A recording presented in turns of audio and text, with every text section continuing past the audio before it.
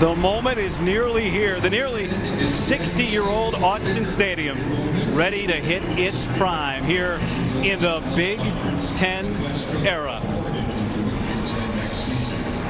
The Oregon Ducks slowly working their way from the locker room in the world-class Casanova Center. There's the pipes that they know and love here at Autzen Stadium.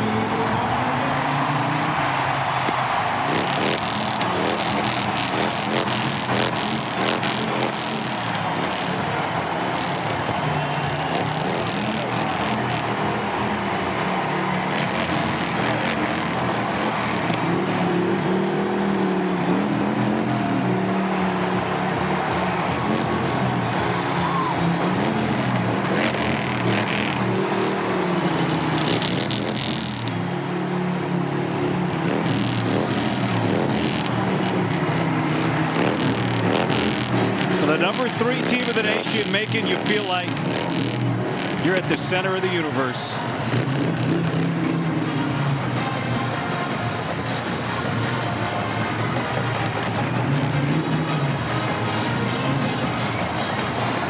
Oregon knows how to make a presentation. This year they really think they know how to play football. Hi everybody, welcome here. Finally, the day has come. This is Yogi Roth. I'm Guy Haberman. They are not acting like the new kid in class. They're front and center with a target on their back. Well, I'll tell you what, if you have a pulse, you can't help but get the chills here in the stadium. I'd imagine if you're watching at home, you feel that this is a big deal. New conference, big time expectations they haven't had here in quite some time, and they've got the deepest roster in quite some time. Well, there's been a lot of talk, Yogi. This group thinks they can cash that check. A Big Ten championship, perhaps. They were preseason picked second in the league, and maybe beyond that, something they've never done before, a national title. Well, we know the expansion of the playoff is going to help when you're in a more competitive schedule. Look who they have coming to this stadium, not only today, but it is challenge after challenge. And how do you meet that?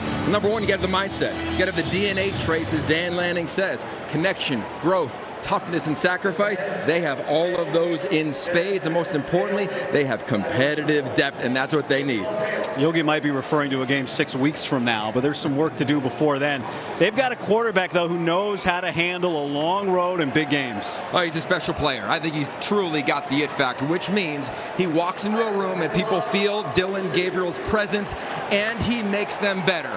Why? Because of his journey. This is a young man who was not recruited dramatically out of high school, coming out of Mililani High School in Hawaii. Thought he was going to go to one of the academies. Went to UCF, played well, had some ups and downs with injuries. Then he went to Oklahoma, balled out. Didn't love his draft grade, said, I want to play again. He had that COVID year. Now he's here. But he doesn't have 2 years. He doesn't even have 12 months. He has endeared himself to this team. This roster has fallen in love with him, and I think he is truly one of the elite players in the country at quarterback.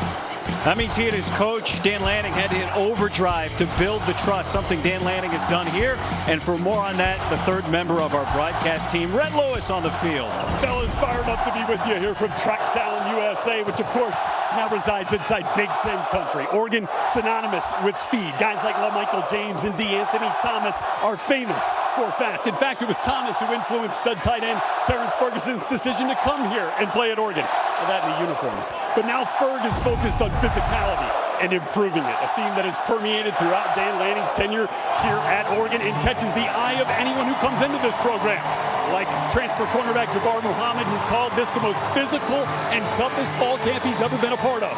So yeah, these Ducks can absolutely fly, but Guy, Yogi, you put them to conflict, fight or flight, and they're out to prove they can pack a punch too. Rhett's in an echo chamber down there. It is loud. Dan Lanning and his group will start on defense. Idaho won the toss, and they elected to take the football. Well, look, they're going to be aggressive. just like Dan Lanning, same deal with Jason Eck at Idaho. They've been on these big stages against Power 4, Power 5 teams since he took over. They are not shook in this regard. That's one of the most dangerous men in college football right there. Abraham Williams, he has 5 100-yard returns for touchdowns in his career. Transfer from Weber State.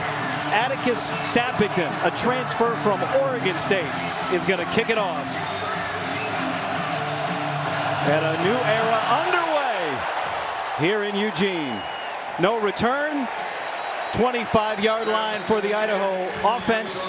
And what about this for young Jack Lane, making just his 3rd career start, the former Gatorade Player of the Year in the state of Oregon. There he is wearing number 2 right in the middle of a place he loves being in the middle of. He grew up a hardcore Oregon Ducks fan. He and his family, his brothers, his dad used to come to every Oregon home opener from Lake Oswego up in the Portland area.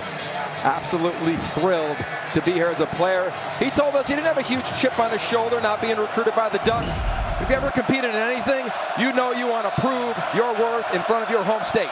Idaho, the 7th ranked team in the FCS level of football, to enter this season back-to-back playoff appearances as Eli Cummings, their star running back, catches the ball for a short game. Just look at his hand. How about that, Jack Lane? He's saying, calm down. And he's probably talking to himself as well. Look, this place is juiced. It is a big deal. There's a ton of hype and expectations. He's got to make sure he controls his mind because this offense runs through his decisions pre-snap and post-snap at QB. Going up against what was one of the best defenses in the nation last year and added some star power in the portal.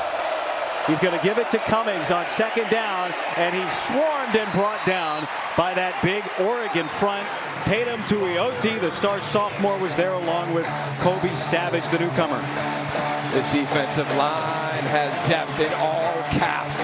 They got 10 second-year players led by Tuioti and Mateo Uyungulele, but keep an eye on number 1, Jordan Burke. 3rd down and 8.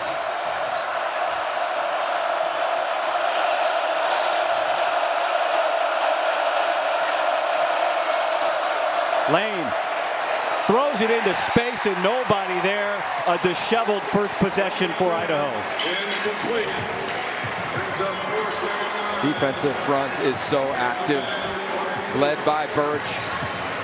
Just getting off the ball. It was a huge point of emphasis. And you look at one of those first-year players in Jabbar Muhammad, the transfer from Washington, one of the leading corners in the country. Played in a national championship game last year, and now after the 3 and out to start, LJ Harm is on to punt it away to the star receiver Tez Johnson.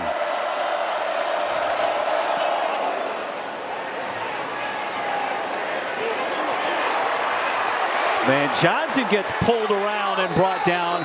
Good coverage there from Dwayne McDougal after a punt of 38 yards. And so we talk so much about Dillon Gabriel, the moment that this is for him, his 6th year as a college football player, getting the chance to work with Will Stein, the offensive coordinator, in his 2nd year for Oregon. And tonight he makes his 50th start of his career. He's chasing a record held by former Oregon quarterback Bo Nix. If he starts every game, he'll go down as the most experienced quarterback in college football history. He knows the shoes he has to fill, but he's so comfortable in the ones that he wears. Jordan James gets the first touch of the season and patiently makes it a 6-yard gain. Jordan James up the middle, carries 34. They've lost a lot of productivity. Talk about Bo Nix. How about at running back? How about wide receiver? Bucky Irving was one of their key backs. Here comes James. Gabriel swings it out to him into space, a first down, and he's across the 40, nearly to the 45. Abraham Williams, the tackle after a pickup of 11. It's fun to watch the tempo throughout this ball game and just the weapons for Dillon Gabriel. Wideouts, tight ends, running backs out of the backfield. I mean, it's like a video game. And the challenge for Will Stein in this offense is playing efficient. Jakari Larman is down, the starting defensive lineman for Idaho, after the first down by the Ducks, and will step aside here in the midst of Oregon's first possession. Jakari Larman was able to jog off the field, which was good after he was down for Idaho. Let's take a look at today's Impact Players, sponsored by Auto Owners Insurance. Simple, human sense. We got to talk about Tez Johnson. Burst onto the national scene a year ago, transferred from Troy. He is now that guy. And then how about Jackson Eck, the head coach's son at middle linebacker, the communicator for this defense. So after the stoppage for the injury, first down for Dillon Gabriel. And he checks it down to Terrence Ferguson, the star tight end, who weaves his way for another first down. Watch Josh Connolly, your left tackle right here. Watch him get out in space. He's so athletic. 2 steps, waits, and then you see how Ferguson behind the line of scrimmage. It allows the offensive lineman to get downfield. Body on a body, and away they go.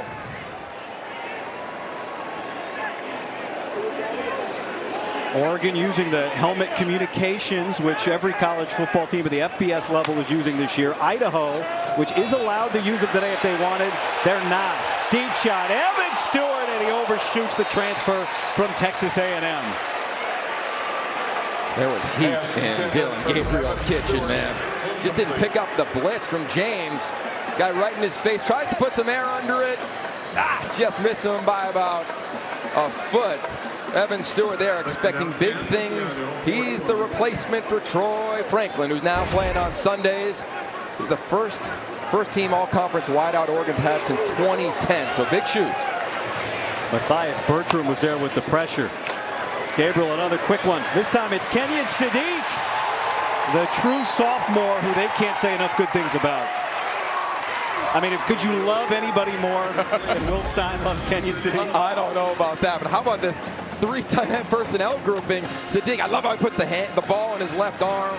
This is a guy who grew up in Idaho, knows some of the players that he's playing against today. In fact, he even went to preschool with one of the players on the defense, and Keyshawn James Newby, #1.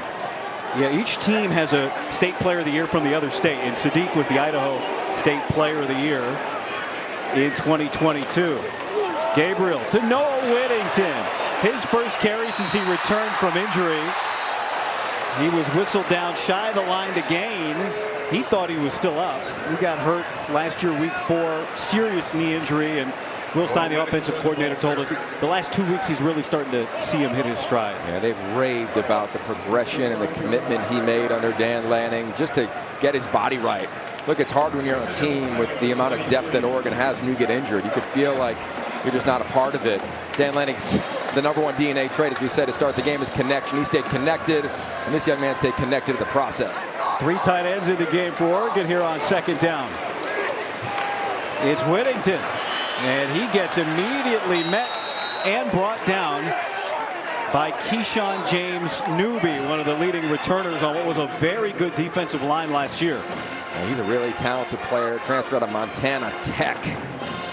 He led their team in sacks. He's one of those guys that you look at and you talk to the staff, say he's got the frame to play at the next level. He keeps producing like he has thus far in this early drive. He'll have a shot. That's Tez Johnson, who set an Oregon receiving record last year, going in motion. And Gabriel's looking for him. His first catch of the year, and he spins out for a first down. 86 catches last season. His first year as a Duck, the adopted younger brother of Bo Nix, and he made a massive splash. Can he take another step is the big question. Well, I think that he can. I think that he's so mission-minded. He knows where he came from. It has not been easy, but boy, has he proven to be not just a dynamic player a year ago, but now a leader for this receiving corps now. 4 completions to 4 different receivers for Gabriel here on the drive. Back to James, and he's met in the hole by Tommy McCormick, the captain safety for the Idaho Vandals. Tommy McCormick is that quarterback of the defense on his way to med school. He was a 4-time state champion as a wrestler. That right there was as good of a takedown as you'll see. That was clinic worthy by the captain.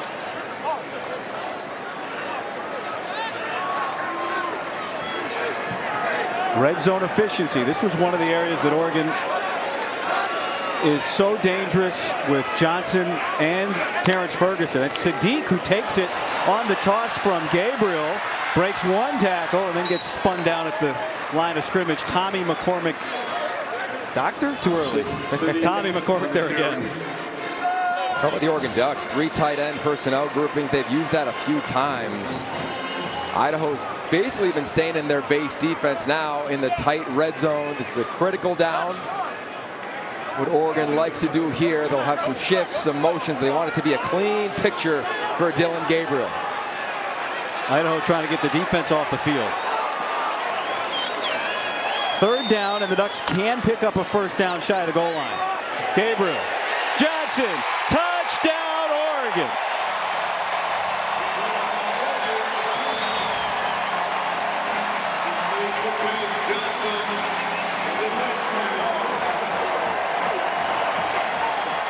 New quarterback, same result.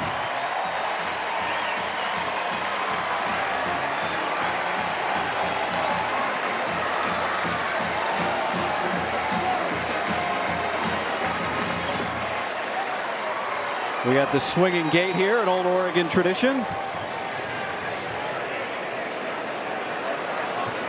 And Luke Dunn, the holder, is going to bring everybody in. Atticus Sappington, the transfer from Oregon State, on for the point after.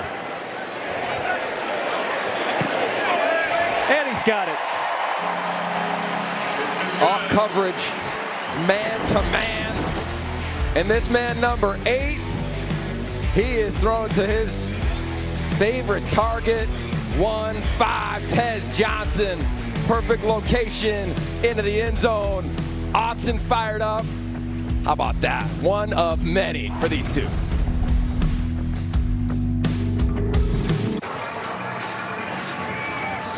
$7-0 Oregon. Dominant first drive for Dylan Gabriel in his Ducks debut. Look at this, 6 of 7, 57 passing yards, 4 different receivers. So, hey, Hudson Card's record is still within reach today. He's got a shot. What a day by him, and what a start by Dylan Gabriel.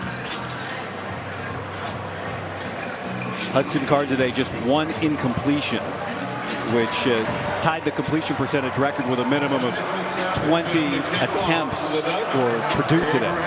So Graham Harrell will be dissecting that 1 incompletion. Abraham Williams, very dangerous, is back deep again. Did not get a chance to return it from Atticus Sappington to open the game, and he won't get a chance again. Take a look back at the touchdown, Yogi. Oh, this is a great job by Evan Stewart. Watch him right here at the wide receiver position. He's going to run a little bit of a slant. He's going to take the high angle and get right in the way of the DB. Look, it's not a rub. He tries to avoid the defender. That's how the rule works. Perfect execution. Nice little assist. Here's another look. Opens up Tez Johnson. Slant. Out route. That's an old West Coast offensive principle, and that's what this offense under Will Stein is based in. That would light up all the old Niner fans, led by Bill Walsh from back in the day.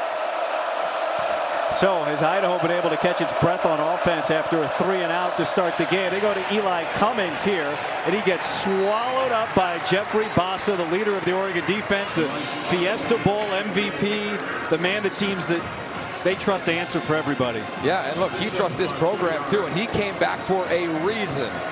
See him limping a little bit there. Hope he is okay. He's the alpha of this team. He told us he thought about going to the NFL, but once Oregon entered the Big Ten, he wanted to prove that he could play linebacker in this league at a premier level. He has so far. He's got the green dot on his helmet here on 2nd down and 8. It's Alex Moore, the tight end, that goes in motion. Lane under pressure, and he gets sacked. Jordan Birch with his first sack of the year.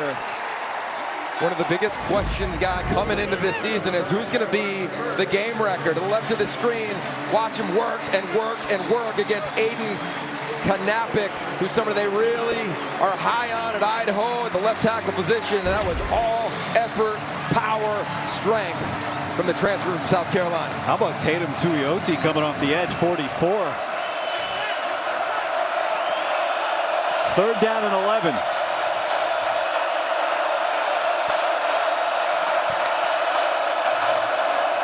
And it's Cummings. Delayed, but only a couple yards. Not fooled as that Oregon defense. Devin Jackson up there to help make the stop, along with the transfer, along with Derek Harmon. You know, there's so many linebackers on this defense. Yeah, this defense, again, it just has competitive depth, the depth that it hasn't had in my 20 years covering this team. That's why I think they're a true contender for everything on the table this season. Dan Lanning, one of two, make that 3 38-year-old coaches in this league.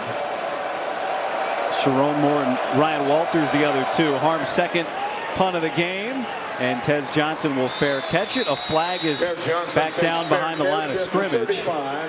Ducks take over there, 1st and 10. We'll get to meet our referee Jim Wary for the first time today. Illegal formation, kicking team.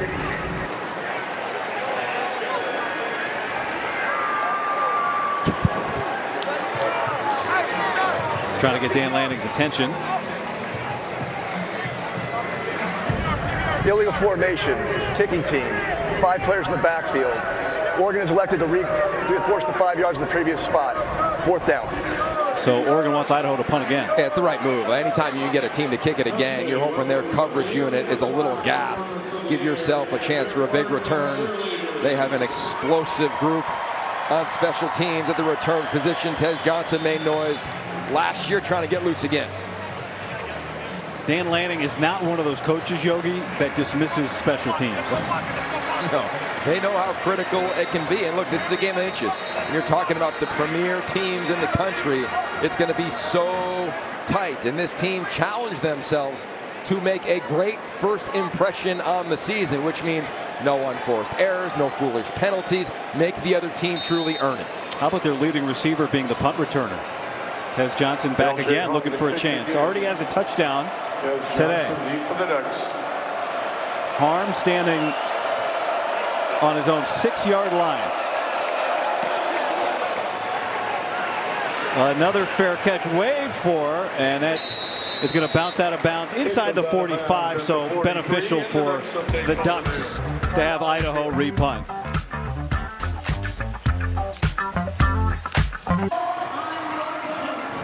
Seven 0 Oregon leading Idaho. Get ready for their second possession. It's time for Stay in the Game, sponsored by Hampton by Hilton. Hilton, here for the stay.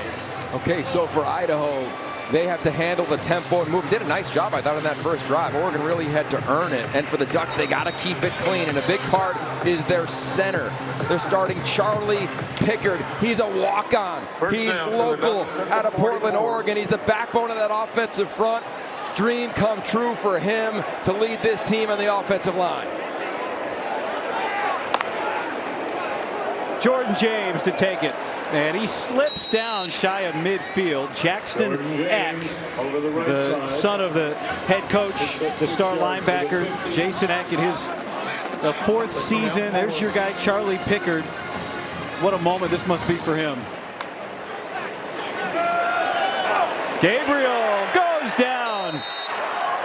James Newby with the sack.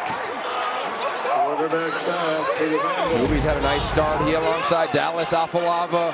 Coming off the edge, a little twist. He kind of gets bumped by Herbert, finds his way into the backfield, right into the lap of Dylan Gabriel. Look, on the offensive line, you got to communicate as movement and twists and stunts are happening. Nice win there for that defense. And now Idaho puts Oregon in a 3rd down and 10 after a 6-yard loss. Pressure coming. Gabriel gets it out, and it's knocked away. Kyron Beecham was able to deflect it after Isaiah King brought the pressure. Dan Jackson's first year as the defensive coordinator. He did think when we talked to him this week they could bring the heat. Well, they want to bring the heat and then change the picture late. You see him coming down right there. He sees it, reads it the whole time. Former wide receiver doesn't make the play. Could have been a huge pick 6 opportunity. But nonetheless, a big stop after that opening drive for a touchdown. And Gabriel got hit on the left hand by that blitzer, King, or maybe the lineman falling into him, but you can see him there shaking it as Ross James comes on to punt it away. Jordan Dwyer's back deep, and A stoppage. Timeout, Oregon. First to the half. Full timeout. So we'll step aside. 5:01 remaining here in the first as they check on Dillon Gabriel. Idaho set to get the ball. Welcome back. That's Dillon Gabriel next to Will Stein. Let's take a look at that third down snap. We're taking a look at his hand as he makes a throw. Looks like he hits Isaiah King's helmet right there. I don't know if it's his pinky or his ring finger, but that is a scary moment for him, Oregon Duck fans, because look, when quarterbacks are thrown, there's so much momentum with your finger, with your arm. Hope he's all right. Dan Lanning used the timeout there before the punt. Ross James sends it back to Dwyer, who fair catches it at the 6-yard line. And let's take a look at today's impact players. Well, the Idaho Vandals, sponsored by Auto Owners Insurance, simple human sense.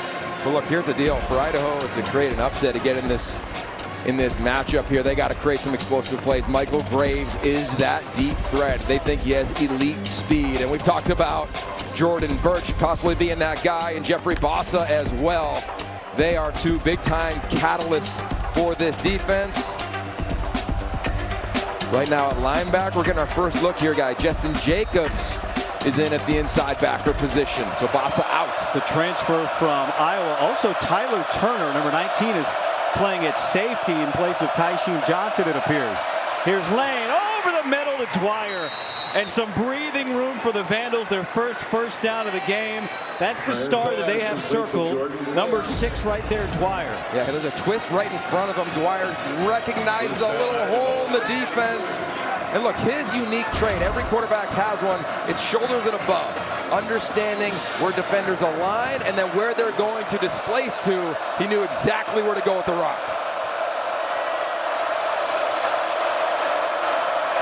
Lane sets up the screen nicely to Nate Thomas, and Thomas breaks across the 35, and back-to-back Idaho first downs. How about this offensive line? Nice job on the screen. Jack Foster, the right tackle, doing a nice job. How about Charlie Velam, the right guard inside? He's all over Jeffrey Bassa, the linebacker. They feel good about these guys up front. How about this guy? 3 former walk-ons starting on the offensive line for the Vandals, including the center, Caden Robnett. So after 2 3-and-outs to start this game, back-to-back first downs for the Vandals. Lane with time until he doesn't have it. Ball came out, looked like he got it back. Sacked by Mateo Uyunglele off the blind side.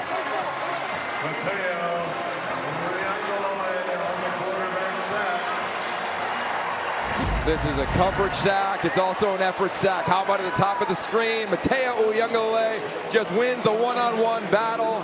And how about the coverage? It's open here. Watch receiver 1, receiver 2. They're going to run right into each other. It's wide open here, guy. There's a chance for that explosive play.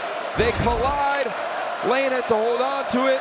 Sack cause fumble from Uyunglele. The younger brother, of course, of Florida State quarterback DJ Uyunglele, who played a lot as a true freshman last year. 2nd and 15. Lane. And Mark Hamper doesn't make the catch, and even if he had nowhere to go. Kobe Savage, the transfer from Kansas State, all over that. Yeah, well, it was because of Jordan Birch. Look, this guy, his impact has been felt in the backfield all game long. Just penetration, snap after snap. He was the question mark. Who's he going to be this year? Made his presence felt early on in this one. Bassa getting the call in the headset, disseminating it to his teammates here before this 3rd and 15. 3-man rush. They check it down to Alex Moore, the tight end, and he gets out across the 40 to the 42-yard line, a pickup of 7, but they're still 6 yards short of the line to gain. Make that 8 yards short. And here comes the punt team.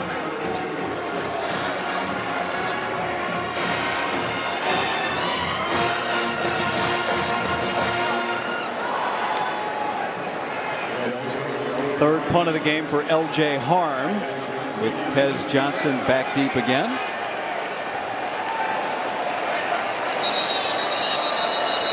And now Idaho is going to use its first timeout. Timeout. Idaho. Their first of the half. Jason Eck. 30-second timeout. Didn't like something. We'll step aside. Punt coming up.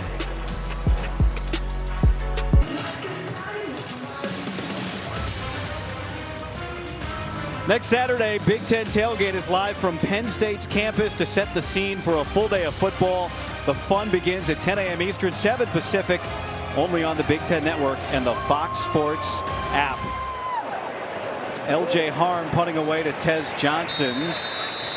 That's the home opener for Penn State, coming off a big win over West Virginia, of course. Dylan Gabriel went off the last series shaking that left finger, that left hand. Maybe the index, maybe the pinky. That's his throwing hand, Yogi. And we'll see if he comes back out with the Ducks. And he does. Where that really affects you as a quarterback guy is the deep balls. The distance. Can you control those deep ends, those digs? Look at him on the record, just climbing up the ranks here too, man. Already with a touchdown today to pass Bo Nix and tie Baker Mayfield for the most all time. He's going to hand it to Noah Whittington, who slips 2 tacklers on first down. Whittington on the carry. So much about coming back from an injury is trusting your body. Watch him make these cuts. There's 1. Watch put that right foot in the ground. Bam! 2. He's so eager to get back on this field and be one of the catalysts for this team. It's been a 2-back system, it feels like forever. On second down, he gets swallowed up by Zach Kreutzer, who's fired up. Whittington on the carry.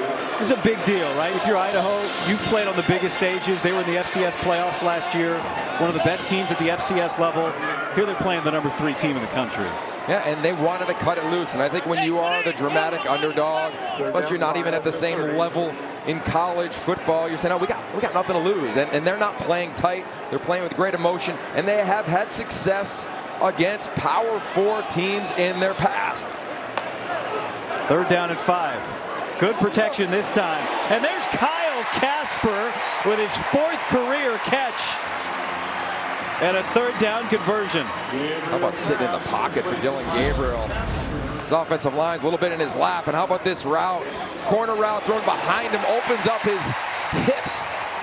Beautiful grab, and he's got such a big frame at 6'6". High points the ball, tucks it away from pressure.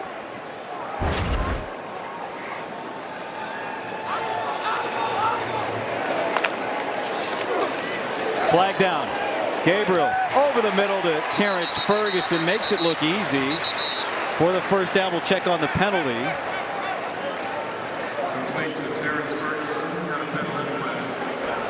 Illegal formation. 5 players in the backfield. Offense, number 65. 5-yard penalty. First down. Johnny Cornelius, the right tackle. Talked about some keys to the game earlier. Big part is no unforced errors. He's an All-American candidate. He's one of the best tackles in America guy. Uncommon for him to have a penalty like that. But just a reminder, hey, you got to make sure that you're aligned.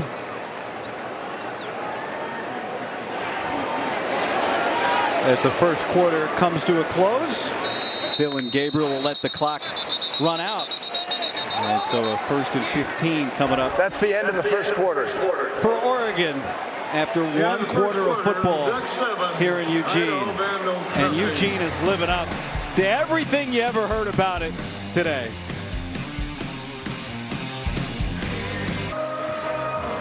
Just about ready for the second quarter. Rhett Lewis down on the field just caught up with Dan Lanning a moment ago. Rhett, what did he tell you? Well, I was asking him about the completions, the 5 different receivers so far in this Oregon offense, and the way that Dylan Gabriel's been spreading the ball around. Said he loves the way that Dylan is operating right now, but they want to get some better blocking downfield, want to get some bodies on bodies to create and turn those completions into explosives. This offense is at its best when it's leaning on you and then can bust one. They've leaned on Idaho a little bit, but they have not found that explosive play. 1st and 15, first play out of the pistol today, and they flip it to Tez Johnson for 4 yards back. It'll bring up 2nd and 11. Nice tackle there again by Jackson Eck, son of the head coach, an absolute gym rat, always in the facility. Said, I thought about going to play for my dad. Not really sure about it. Then he said, yeah, well, he's an offensive guy. I'm going defense. Let's let it roll. Born in Moscow, and once Dad went to his birthplace to coach, he thought it was a perfect fit. Dillon Gabriel cuts it loose, threads the needle, and it's complete. Trayshawn Holden. This is gradual level right over the fingertips of Zach Johnson right there, not even touched. Perfect location. Yeah, I think that hand's pretty good. What do you think? I think so. That was a tight spiral. Holden, who had career highs last year after transferring from Alabama. It's his second year at Oregon. Gabriel, good pocket. And that's the running back, Jordan James, in traffic with the catch. The discipline of that route is paramount. You can't, we see a flag, you can't cut that route short. Illegal formation. Offense, number 65. 5-yard penalty, first down. That's 2 now on Cornelius for not being on the line of scrimmage. Let's take a look. He's right there at the right tackle position. Look, the ref's staring right at it. Second one, to your point. Now you just got to check. You see him kind of looking over a little bit just to make sure. He's next to his guard, looks at the official. Are we good? It wipes out a first down catch, makes it 1st and 15. Here's James. Plenty of blockers. He's able to mosey his way for almost 5 yards. It'll bring up 2nd and 10. This fringe red zone area. Keep an eye on the tight end group. Right now, Terrence Ferguson, number 3. This is where he has been absolutely lethal.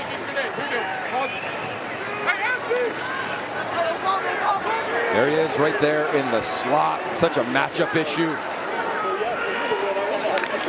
Now he moves. Gabriel swings it.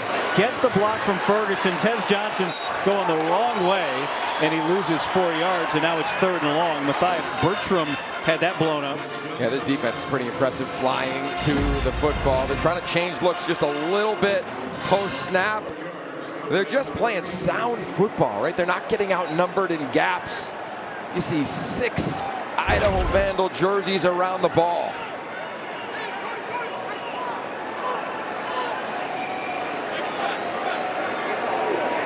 Plenty of time on the play clock here for Gabriel, reorganizing on 3rd down and long. Just a 4-man pressure.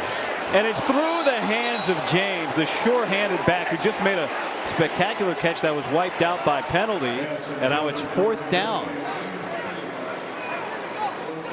You keeping the offense on the field here, Yogi? Let's take a look at how they change pressure. Watch right here, okay? Pre-snap, looks like he's going into coverage. As the snap happens, bring pressure. Got to throw it early, no problem for the defense. Offense still out there, and Idaho is forced to use its 2nd timeout. Timeout. Before Idaho, a 4th and 14. 2nd of the half. Timeout on the field. They really lining up for this? We'll find out. Yeah. Answers coming.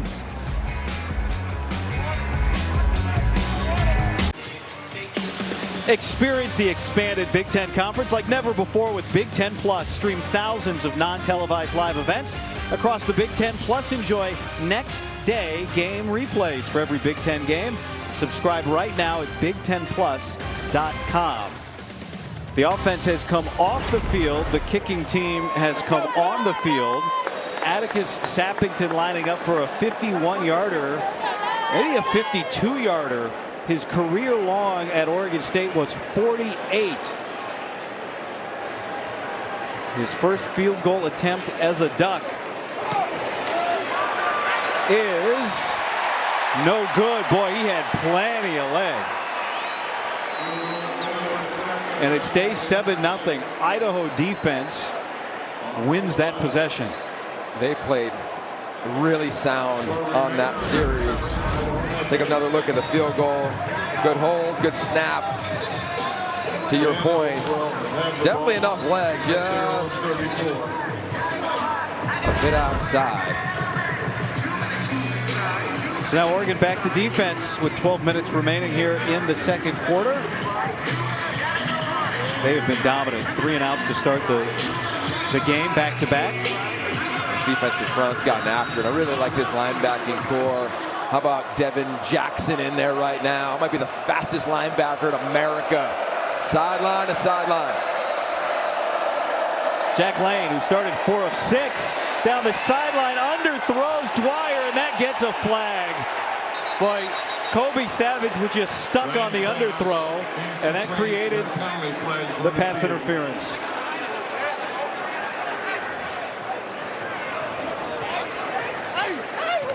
Dwyer was there. Really good play design. Fake like they're going to throw the bubble. Pass interference. Defense. Number 19. 15-yard penalty. Automatic first down. I said Savage. That was Turner, who's starting today at safety. Yeah, underthrown ball. Always taught as a wideout to jump back in. There's a chance for a huge play. And any times there's contact and the DB doesn't look back, that's going to be called. Tyler Turner, the redshirt freshman. That's one you learn about in real live moments. So that creates the 1st and 10 near midfield.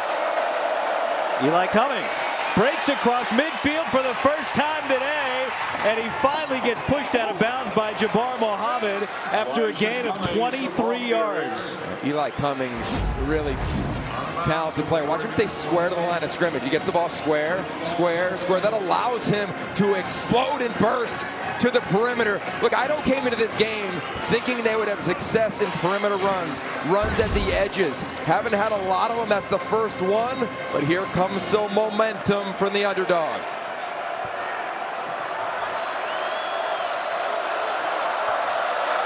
Crowd trying to get back into this possession as Blake Purchase comes onto the field defensively. Lane for Hamper, and he can't bring it down. He was squeezed by Nico Reed and Kobe Savage. Great matchup. I mean, from the jump. We know Oregon's secondary, they're going to play aggressive man coverage. Kind of loses his feet there late, stumbling due to the contact. Look, they got a PI on this drive, but that's the second opportunity they've had for a big explosive play. One turns into 15 yards on the penalty. This one turns into 2nd and 10. A big, huge target. Mike Martinez just went in motion as he sets up the block for Eli Cummings, who gets stood up and then keeps driving to pick up 2 more yards. A powerful run. Pretty impressive block, too. Mike Martinez one time started a tight end at UCLA. He's had a roundabout journey to get here to Idaho. On what looked like his first snap of the game, made a nice little impact here on 3rd down. 3rd and 5. Idaho flirting with the red zone. They're 0 for 3 on 3rd down so far today. Lane throws, and it's picked off. Brandon Johnson.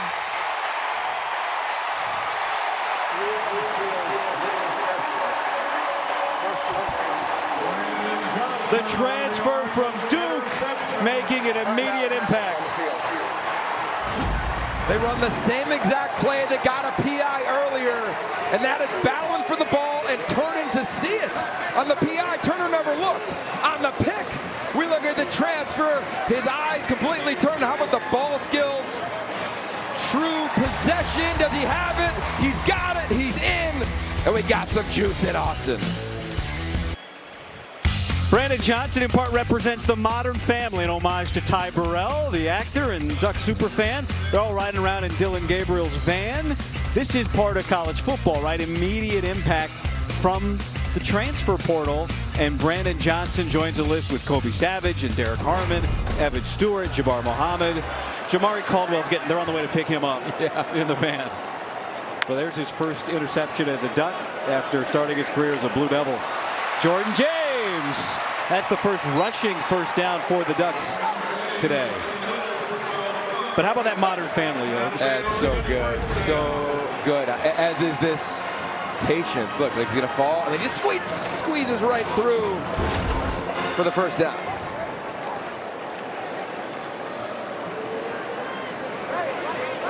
And that's kind of modern football now, too. You can get some elite players from different places. James churning. It was fun talking to Will Stein, the offensive coordinator. Everything, he used every adjective you would take out of the dictionary, right? He said angry, violent, a protector, a catcher. Jordan James, he thinks, is maybe the most underrated back in the country. Yeah, and he's a leader of this team. When we talked to Dan Lanning, he said, look, he doesn't have to be that vocal guy. He's so well respected for the way he just works. You watch him run, he's going to start getting a lot of that respect around the country as a back. He was over 7 yards a carry last year to lead the Pac-12, and here he is just sliding his way for a first down. Another one, just fouling the block to Patrick Herbert. I just think that he really understands the path you need to take as a back. Here comes Herbert kind of leading the way, and watch him, he just gets in his hip pocket. He knows the angles. Nice job of finding a crease. At back, you got to be patient. You can't be in a hurry, and you got to know when to go. He's got all three. He's 6 yards a carry so far in this game. Gabriel stepping up and fires complete. Kenyon Sadiq, his second catch of the day, breaks a tackle and gets down near the 30-yard line. That's a pickup of 26. It's a great route, getting to the proper depth. And how about Dylan Gabriel? He wants to go to his right. Watch him take that deep drop, and then as he climbs the pocket, it's a clean picture. Perfect strike to Kenyon Sadiq. He had 5 catches all of last year, did Sadiq. 2 already today for the true sophomore. And a quick pass to Tez Johnson. He's got blocking in front. Johnson gets upended inside the 15 by Tommy McCormick. They'll get him the ball every which way. He's got a pickup of 18. Man, I love the blocking of this group as they hurry up to get to the line of scrimmage. Patrick Herbert again springing somebody on the perimeter. Gabriel, all the time in the world to connect with Patrick Herbert. His first catch today, and he's down to the 6. This is an area of growth for Dylan Gabriel. Watch him work his progression. 1 to the back, 2 to the tight end, 3 to backside out the back door.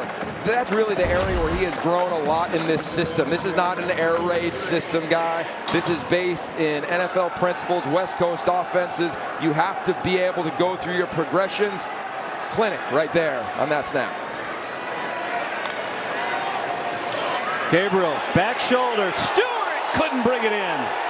Good coverage there from Andrew Marshall.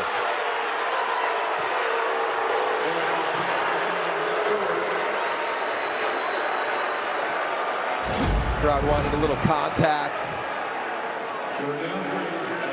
The whole thing that officials are looking for, are you impeded on your way to catch the ball? Looked like that left arm was.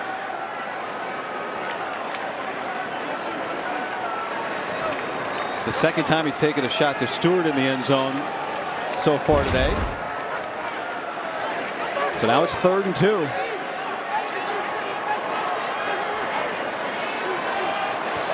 Two tight ends in the game. And with the play clock low, Oregon has to use its second timeout. So a 3rd and 2 in the red zone coming up for the Ducks in a 7-0 game.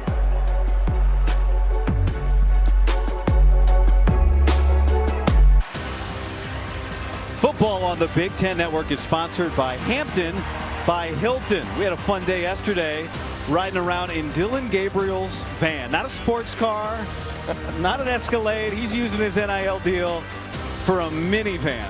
And we'll show you more of that ride yesterday. That was great. Oh, took us around. Beautiful. 3rd down here after the timeout. They bring the fullback into the game for the first down to clear the path for Jordan James. Zach Grace, his first appearance, and he's the first one to greet James.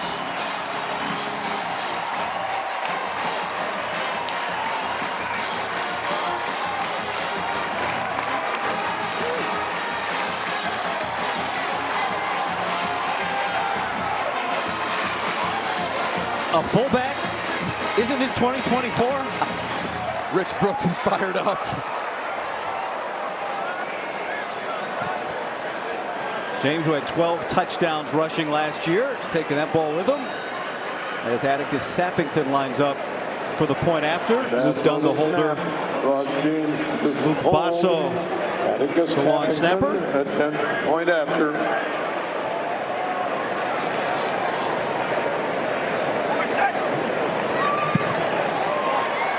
And it's good. There's a lot of things you look at when you're preparing against the Oregon Ducks under Dan Lanning. There is not a category that has a fullback in. You see right there. How about Zach Grace leading the way? Kick out block. Touchdown Ducks. Mighty Oregon. Mighty I formation. What do you think about that here in Autzen Stadium? Yeah, get the push-ups going. Let's go.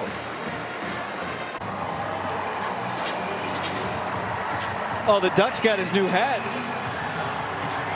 The Big Ten hat comes out after the I formation. I mean, that's on cue. Look, it's been a theme, right? Jared DiNardo and the crew has talked about it a lot on the studio shows, all training camp. Can this team win in the trenches? Is the Big Ten more physical in the trenches? You know the reputation of that league. As Dan Lanning says and has said many times, this team is built to win, and they're built from the inside out. And now they're built with a fullback on their depth chart. That's about as Big Ten as you can get, man. Zach Grace is from Missouri, the redshirt freshman who blocked his way for that touchdown for Jordan James. Abraham Williams still will not have a return yet in this game, and let's go down to red. Yeah, guys, physicality is probably the second most used word in this program behind connection, and you see it in fall camp. They talk about that mod bracket drill where they use a lot of that physicality, and Dan Lanning had said that I'm going to get back to you here in a moment. We're looking at Dan Lanning as we check on this Number flag. 31 of the kicking team. 5 yards will be added. Next spot, first down. Yes, Dan Lanning said he went back and watched some of the clips from that mod bracket drill from when he first got here, and it looks like a totally different team, right? Jeffrey Bassa even said, the linebacker, that couldn't believe they looked like that 3 years ago compared to what they're doing now. This team is prepared for the physicality of the Big Ten. Yeah, Red, you nailed that point. You go back to Dan Lanning's first game. They had so many missed tackles, 29 against Georgia in that opener. Not many missed now. Jack Wagner, the mobile quarterback, has come into the game for Idaho, and he flips it on the end around. As we take a look back at Jack Wagner, now he's going to jog off. Williams on the run They around. brought him out because they were bringing on Abraham Williams, who's on defense. He wears number 2, the same number as Jack Lane. He just took that end around. So Williams is an explosive player, a track star, but they can't have him and Lane on the field at the same time. So that's why they just took Lane off and Wagner on. All right. The right idea, right? Williams has not been able to return a kick yet. That's his thing. So now here's Nate Thomas turning the corner and picking up the first down. Nice run there by Thomas, outrunning Jordan Burks. We're just getting back to Jack Wagner. Not only do you see him on that snap, but they have a package for him. They want to utilize a little bit of QB run, so don't be shocked if we see him throughout this game. And this is a drive that I'd imagine Idaho, with under 6 minutes to go in the half, they're trying to use as much clock as possible, as Oregon will get the rock to kick off the third quarter. Luke Schleissner, the offensive coordinator for Idaho, has coordinated some really explosive offenses. And he's 3 years with the Vandals. Here's Lane on the move. Lane's going to tuck it, and Lane's going to get out near midfield before he's pushed out of bounds. A pickup of 6 yards. Dylan Williams there to help him out. So much of Jack Lane's game is coming from the huddle, getting the snap, and then trying to dissect the defense. And I think because the interior pressure has been really successful for Oregon, they're trying to get him on the perimeter a little bit, get him on the edges, on the move in the passing game. Idaho's had some offensive possessions that showed promise. The last one ended with an interception in the end zone as Lane just gets that ball away. Uyunglele was bearing down on him, and he knew that there was nothing for Nate Thomas to do. with the ball. Absolutely nothing doing there. I think the biggest thing we talked about, as you see, is the numbers for Idaho. Started struggling, had some success, but they've got to find some conversions, right? There are opportunities in these games. Jason Eck and their entire staff, they know they've got to capitalize on them. This third down is one of them. Can they get Jordan Dwyer in the mix? Two backs in the game, bookending the quarterback lane. Under some heat, and he flicks it incomplete for Tony Harsty, just out of his reach of what would have been a spectacular conversion. Nice job of climbing the pocket, trying to do something, but you'll see the speed coming right at you, right there. Watch linebacker Devin Jackson as the play unfolds. This is the fastest linebacker in America. He's on him, tries to make something out of nothing. Lucky there wasn't a turnover there for the Vandals. And so now they'll punt away again. L.J. Harm comes out, and Tez Johnson is staring into the sun to return it. He's got his hand over his eyes. Everybody loves a 4:30 kickoff except the punt returner. And this one is kind of worming its way down to the 9. Johnson makes a man miss, but ends up going backwards. And Oregon will take over at the 7-yard line. Tuesday, it's a can't-miss top 10 women's volleyball matchup when Penn State takes on Louisville.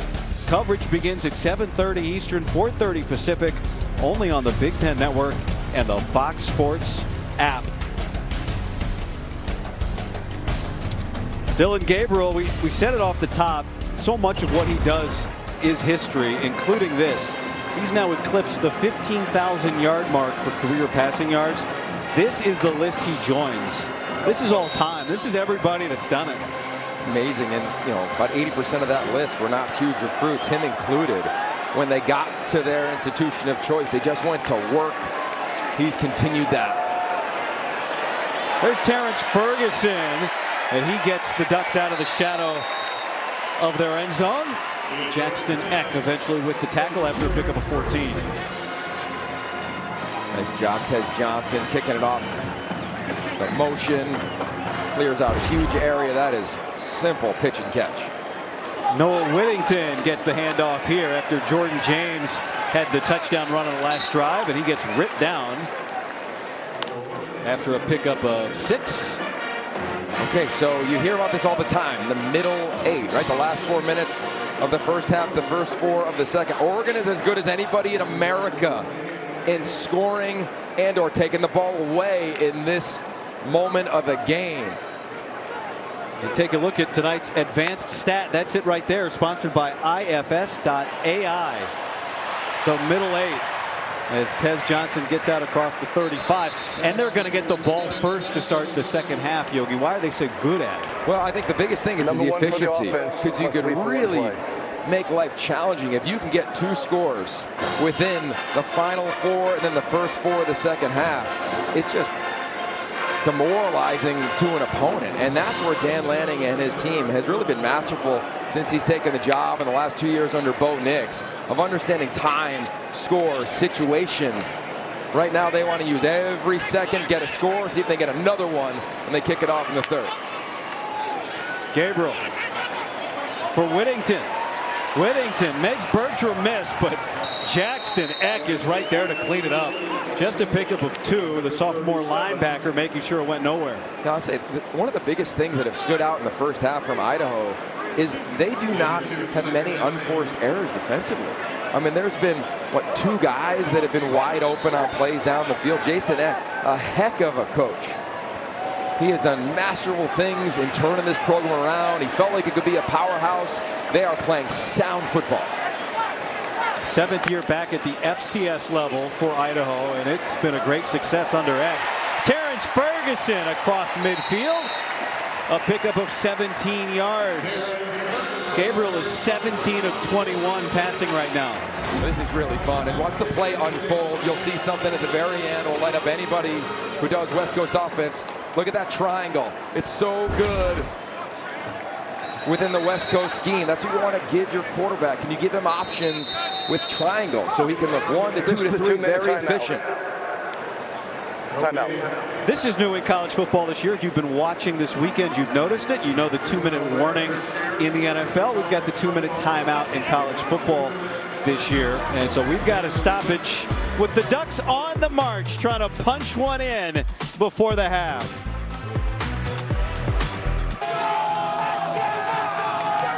14-0 Ducks here with 2 minutes left in the second quarter. Coming up, stick around for the DirecTV halftime report. Dave Revson, Ashley Adamson, Brock Farina, Marcel Reese take you through the first half highlights and get you up to speed on a busy Saturday across the Big Ten. That's next on the DirecTV halftime report. Second down and 10 here for Oregon. Gabriel checks it down to the back. Noah Whittington. Whittington slips away, leaps over a man, and he's near a first down.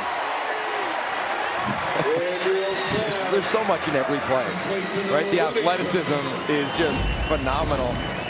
Watch this at the end. Whittington, how excited must he be to be back? And the confidence to take that leap after everything he went through this past offseason after an injury early on in 2023.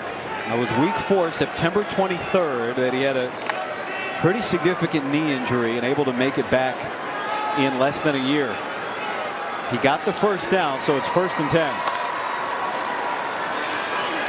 Gabriel right back to him. Whittington stays on the ground this time and gets another first down, 14 yards. Look, experienced quarterbacks understand situational football. You're driving here, nothing deep, check the ball down, get it out of your hands, another first down. Now here we are in the fringe red zone area.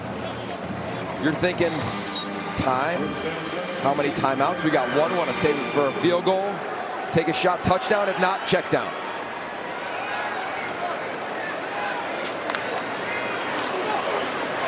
Gabriel pressured, ball comes out. And there's a scrum for it. He got clipped from behind by Keyshawn James Newby. And Idaho has the football. Oregon recovered by Idaho. Just as Oregon was rolling.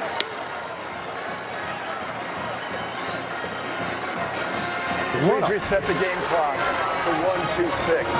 1 minute, 26 seconds. From James Newby. He has had a half. Thank you.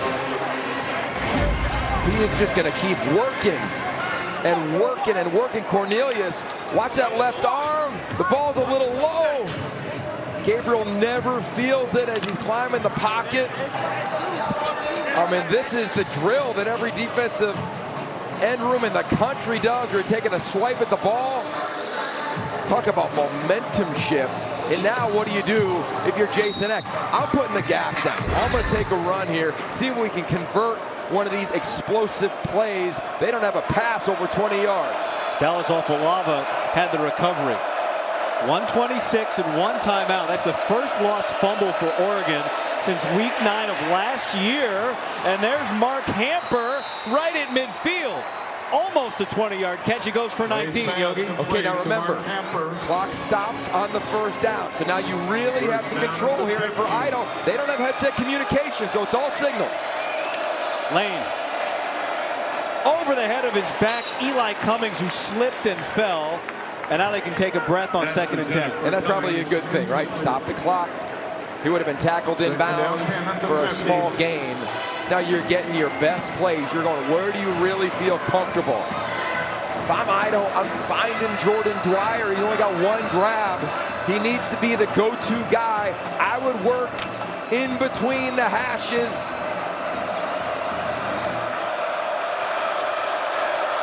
There's Dwyer, who drew a big pass interference a couple series ago on 2nd down.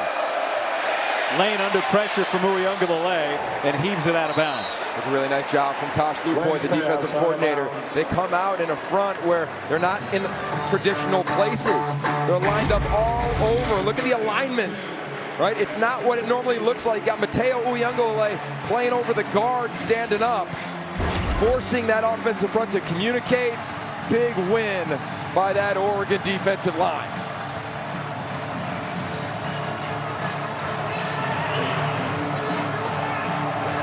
3rd down and 10.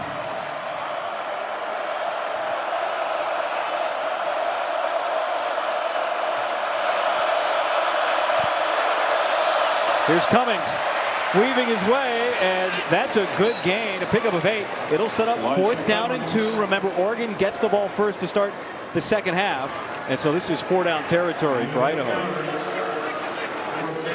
Oregon does not utilize their timeout either, as the clock continues to tick, tick, tick.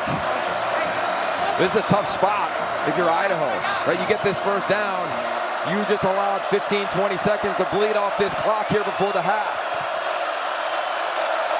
But if you don't, Oregon gets it near midfield.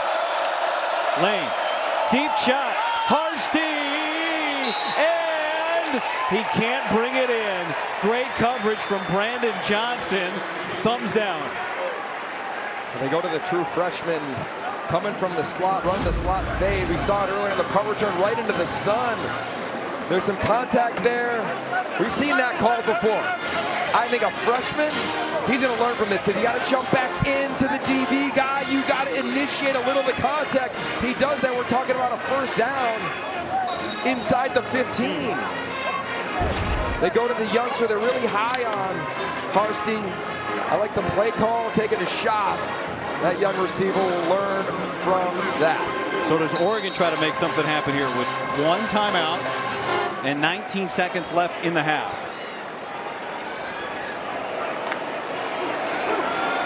Gabriel. There's James. He's got a first down. That'll stop the clock while they set it. Okay, right now I'm going to work the slot. I'm going to find Terrence Ferguson. He's in the slot, finding him right here. And now Gabriel spikes it, and that leaves 8 seconds. It's a concept that the Oregon Ducks love in these types of situations. Can you find your tight end down the seam?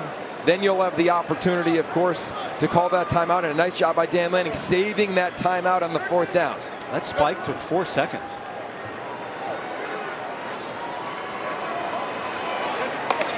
Remember, Sappington, the kicker, missed a 51-yarder earlier. Here's James trying to get to the sideline. He can't get there. They got to use a timeout. And the clock just hit 0. But I do believe they got the timeout before the clock expired. Well, this is going to be interesting because here's Idaho saying, hey, we're going. And if I'm the coach, I'm saying go to the locker room. There's 1 second remaining in the half. Timeout, Oregon, for 3rd and final. Remember, Sappington kicked a 51-yarder. He missed it, but he had a lot of leg back in 30. This would be a 58-yarder, so with 1 second left, Oregon's going to keep the offense on the field. Idaho's defense looks like a marching band lined up in the red zone with only 3 pass rushers. Here's Kenyon Sadiq. And he gets pulled out to end the first half. Well, Oregon had some moments offensively. Dan Lanning's group looked like maybe at the end of the half they'd have a chance to pull away. But Idaho forced a turnover and stays down 14 at the break. Idaho will have to kick to Oregon to start the second half. Let's go down to Rhett with Dan Lanning. All right, Coach, your defense answered the challenge in a couple of tough spots. What do you think of the way they answered the bell here? Ultimately, I think we can play a whole lot better as a team. You know, we've had some good moments, but we've shot ourselves in the foot a few times. Got to play cleaner ball. Got to get the ball to start the second half. What do you want to see from your offense? Yeah, start fast. Start fast. Let's go move the ball. Let's do what we can do. Let's not shoot ourselves in the foot. Coach, thank you. Appreciate it. We appreciate Dan Lanning's time. His offense will have the ball first, but as he said, he thinks they can get a lot more out of his group. It hasn't been the start they wanted. Everything else has been awesome here in Eugene. DirecTV halftime coming up after the break. Base of the foothills of the Cascade Range. The Big Ten debut for the Oregon Ducks. We got a stripe out.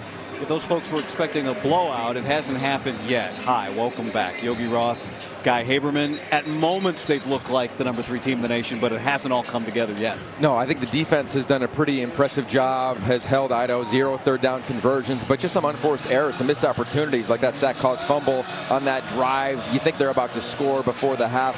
I'd imagine they'll clean things up. We've seen this around the country, right? This is a lot of what week 1 is. Can't wait to see these adjustments from Dan Lanning and his team. This was the most prolific passing offense in the country last year with Bo Nix. Dillon Gabriel, you look what he's done. First half completions, 22. Seems like all these records he's matching and breaking just happen to have been set by Bo Nix. Well, he's seeing the field real clean, and I think Will Stein's calling a really impressive game in terms of giving him a very clean picture. You're not seeing a ton of shifts or motions, giving him an opportunity to climb the pocket. He'll, of course, want that one back where the ball was a little low, and it ended up being a sack-caused fumble. But overall, solid job by one of the top quarterbacks in America in his Oregon debut. Remember, Idaho won the toss to start the game and took the ball. So they are kicking away to the Ducks. And Oregon will start on offense to start this second half. And we'll go down to Rhett. Yeah, guys, just had a chance to chat with Idaho head coach Jason Eck, who said his guys are battling their, I'll let you guys finish that sentence, but he says he wants to see them get better on third down on both offense and defense. Really wants to see Jack Lane settle in a little bit, tried to do too much at times. But how about Keyshawn Nemby, talking about a player who just 2 years ago was playing NIA, 2 sacks. Coach Eck just told me in a tunnel that guy's going to be in an NFL camp next year. By the way, Jeff Bassa, who wasn't on the field for the entire half, did look like he was going to come back out here in a second. There's Jackson Eck, the son of Jason Eck, making that stop. And Keyshawn James Newby, who Rhett mentioned, he's the one that had that big forced fumble that prevented this game from maybe becoming 21-0. Look, this team wanted to come out aggressive. They were not going to come out scared. Check, check at halftime for the Vandals.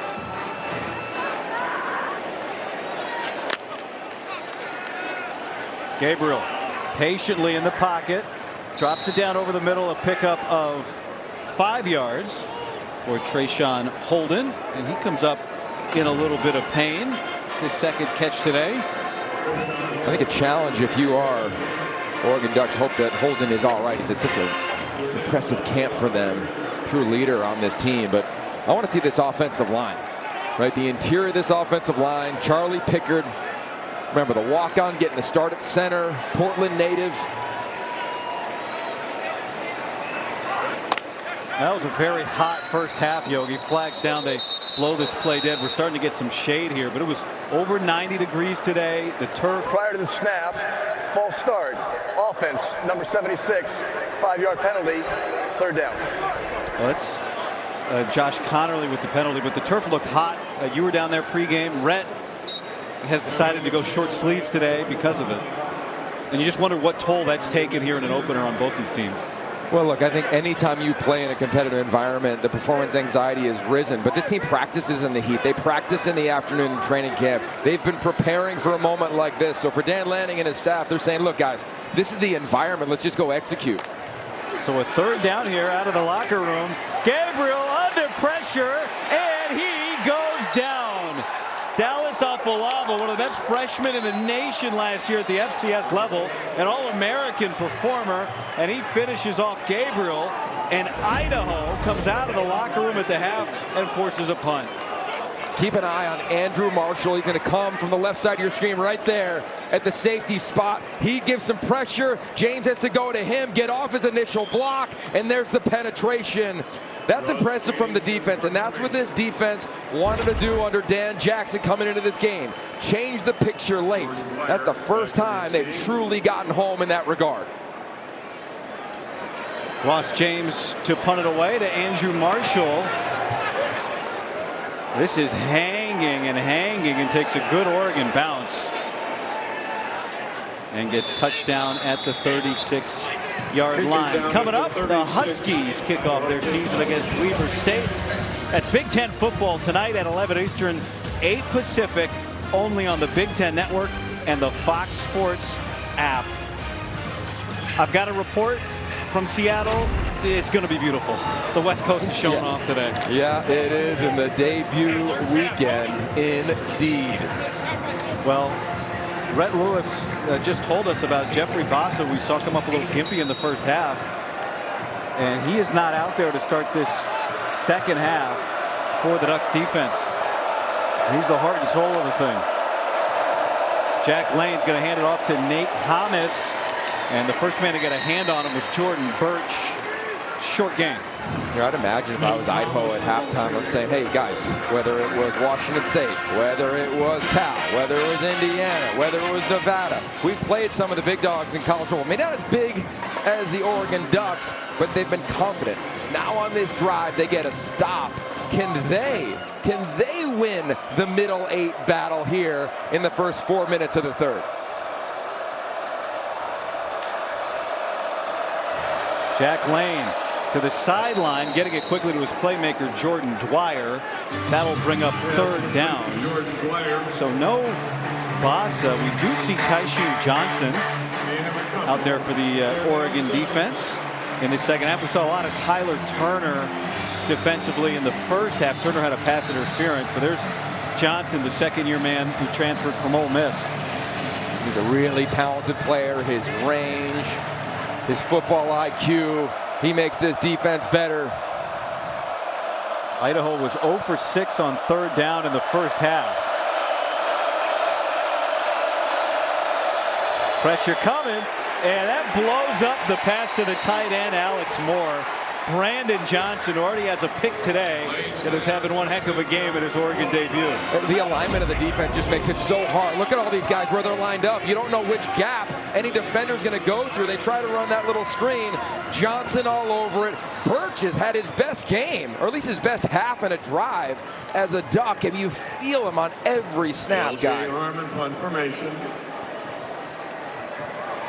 LJ Harm will now punt for the 5th time. 4 first half punts to Tez Johnson in the first half. And Johnson still looking into the sun. And he takes that one backpedaling and then steps out after a fair catch at the 22-yard line. Eugene, Big Ten country.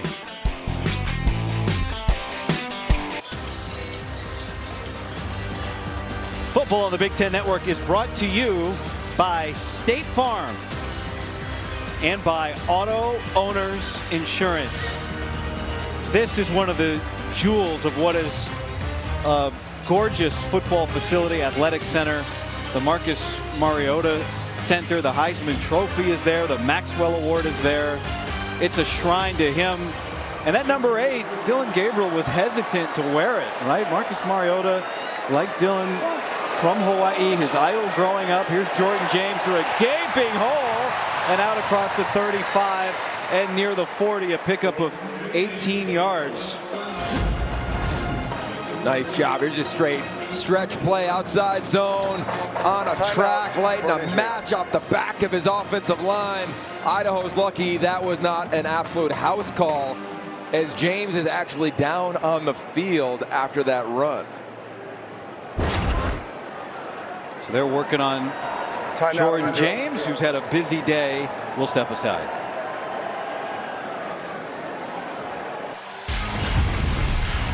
Take a look at tonight's quick clips, brought to you by Sport Clips. Well, this is all Jordan James. He does it a variety of ways, following his lead blocker, Mr. Patrick Herbert. How about for a touchdown, seeing a seam and hitting it? Then on the most recent play, just following that stretch concept, and his left tackle, good to see him jog off okay.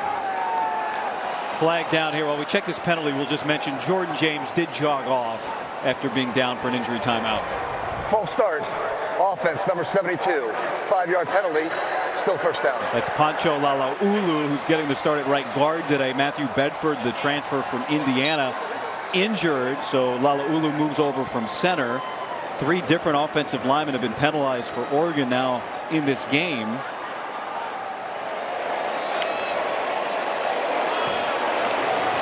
Kenyon Sadiq with his 5th touch of the day. Let's keep going back to this Idaho defense, guy. They've just been playing really sound. Like, you don't see a lot of gaping holes. If I'm Oregon here, I might come on back to that stretch run game. I'd also go back to some of those triangle concepts we saw in the first half where it's an easy 1-2-3 read for Gabriel. I don't think he's missed one today. He's hit 11 of his last 12 pass attempts. The only incompletion was the spike. That's the first catch of the day for Justice Lowe. In fact, that's Justice's first career catch. Great to see Justice Lowe getting some play. He's really made a jump. He has continued to develop. Fun fact, of course, he and Jack Lane, the quarterback for Idaho, went to the same high school. Grew up playing catch with one another. Yeah, they're good friends from Lake Oswego. That's the 9th different duck with a catch today. Here's a 3rd and 7, Yogi. Some pressure coming. Gabriel gets it off to Evan Stewart, but he is thrown down shy of the line to gain. Physical play by Kyron Beecham.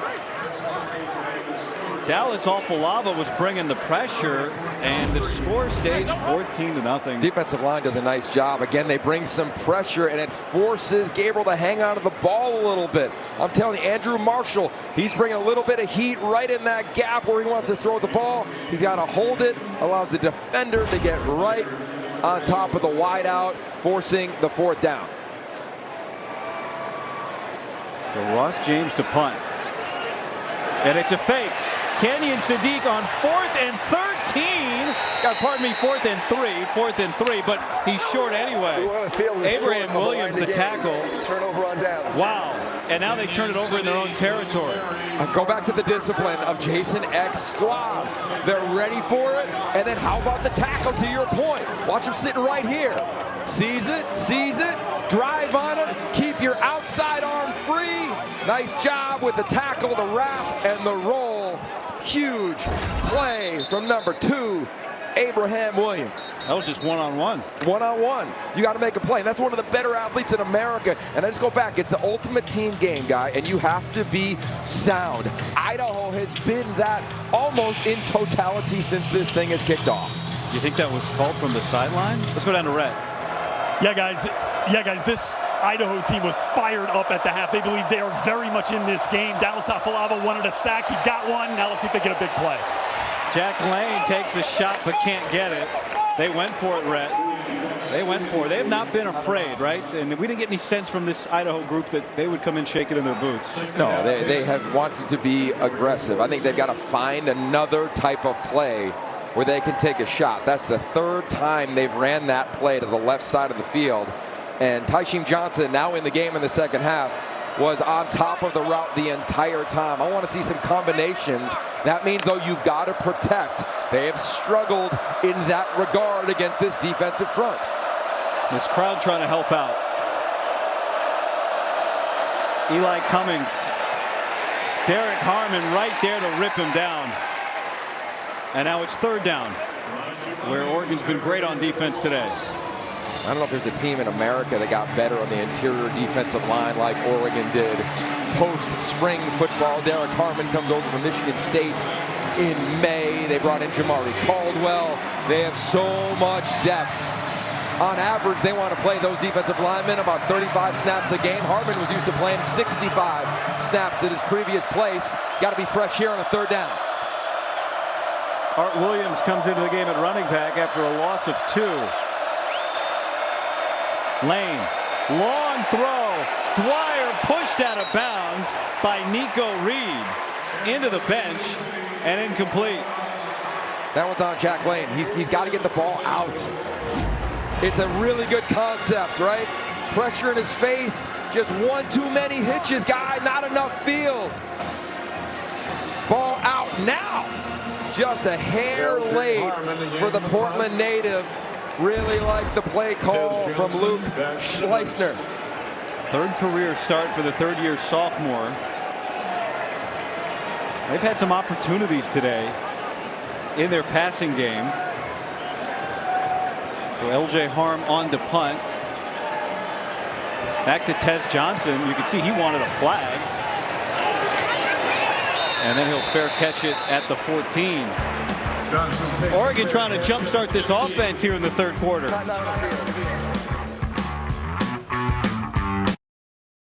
Shout is going to come on. Yes. In the second half of this ball game. Have you played it in this van? And have you thought about what you're going to do when standing room only crowd is going absolutely bonkers in the second half? We didn't play it in the van, but to turn it up a notch, we did play it on the boat at the Dime Time Retreat. So Shout is going to be amazing. I'm excited for it because, you know, I got to experience it in the spring game, but I think the real game, of course, is going to be even more special. Dillon Gabriel in his van as he starts this possession on the move and throws it down at the feet of Noah Whittington. He got a van. Of all cars, he could get whatever he wanted, but he got a van because he wanted to really, in a short amount of time, make everybody know they were part of his family. You need a ride. Everybody needs a ride. Hop in my van. So we got to ride with him yesterday. Yes, we did. We wanted to get in that van for quite some time, but as we've talked about a few times, #1 trait in this program is connection. Here's Whittington. And now it's going to be 3rd down and 10. And of course, Shout, the great tradition here. They play it to start the 4th quarter. We're looking forward to showing you that in 7 minutes. But we got a 14-point game here, too. Yeah, we got a tight game. And I say around the connection because Dillon Gabriel made sure he endeared himself to his teammates. Hey, come on, hop in the van. Let's go run routes. Let's go work out. Let's try to create moments that mimic adversity in games. That's what they're navigating right here. Movement up front, flag down. Gabriel's going to throw it. They're going to blow this dead. The Idaho player jumped across because he thought Marcus Harper moved. So let's see who gets flagged here.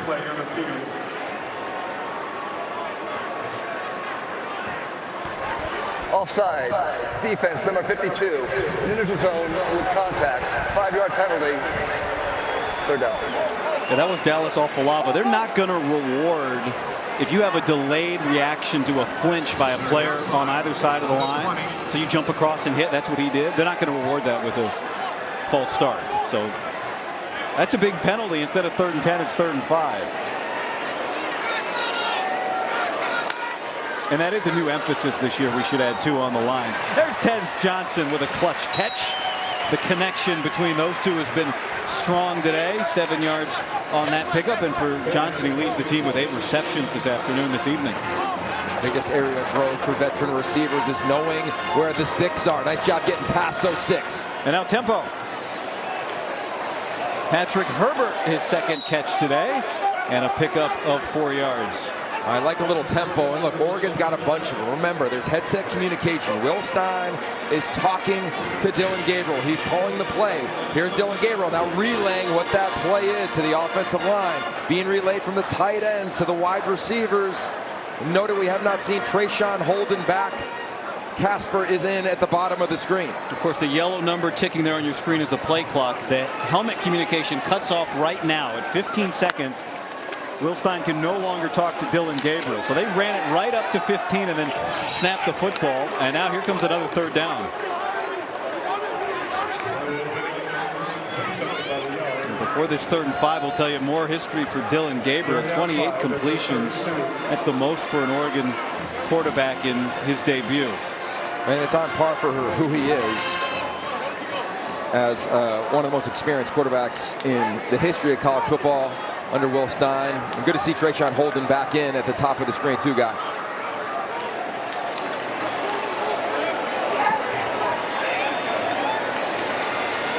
There goes Whittington. Gabriel, a bullet to Stewart. This is right at the line. That's what I'm talking about. You want to get yourself a yard past the sticks. Let's see where the spot is. I think it's going to be tight. May have to measure. He needed to get to the 37. Tommy McCormick, who made that tackle, has played a physical game today. I'll tell you what, we were talking about the play clock cutting off, or the communication and the helmets cutting off at 15. What we've seen a lot of Will Stein doing in the second half with Dillon Gabriel is getting him to play early so that you can give him the alerts early. You can talk to him. You see them in that kind of muddle huddle near the line of scrimmage on this drive, so he can get the play and then communicate a couple different elements to the rest of the offense.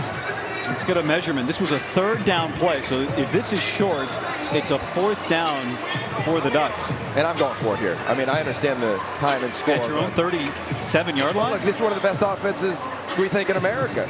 Or we know Dan Lanning's an aggressive play caller. Idaho has not moved the football into your red zone much. They can't sustain drives. Let's see how tight it is. You're right. Dan Lanning's done it many times before. It's short. Dan Lanning from the jump in his 2 years at Oregon has not been afraid to go for it in big games from this territory, Yogi. This is a physical outfit. Rhett talked about it to kick off the broadcast, and here comes the first team offense. And let's see if we get a fullback in. 44 looks like he's in the ball game. Zach Grace. And Jordan James, who jogged off earlier, he was down on the field. He has returned. That combination, Grace, the fullback, and James, combined for a touchdown earlier today. So 4th and inches at his own 37-yard line. Dan Lanning's lining up to go for this. With an extra O-lineman, I believe Kavika Rogers is in there as well. So they are going with their biggest personnel grouping on 4th and a foot. 6 offensive linemen, a fullback, 2 tight ends. Dylan Gabriel is waiting for that play clock to start. Here it goes. 2 tight ends to the right, the extra offensive lineman to the left. The fullback is Zach Grace, and here's James. Connerly fell down, and Idaho thinks they got the stop. The rule on the field is a runner short of the line of the game. Whoa, that's down, Idaho. One of the offensive linemen fell and maybe blew that play up a little bit, and Tommy McCormick and the Vandal defense stand strong. Well, they decide to pull the backside guard. He falls down. He got tripped. Watch the feet here with the fullback. Yep. He trips from his own guy. That's Lalang Ulu and Zach Grace. They trip in the backfield, and instead of just quick hitting, let's just run some inside zone, follow the fullback, they decide to pull the backside guard and run a power play. And what a stop for the Vandals. Idaho has not lacked for opportunity, but they've lacked to take advantage of it. And now they're going to go trick play. They flip it back to Lane. He's got Cox wide open, and he scores a touchdown. Jake Cox with a trick play, and the Vandals look up at Autzen Stadium and say, "We're here."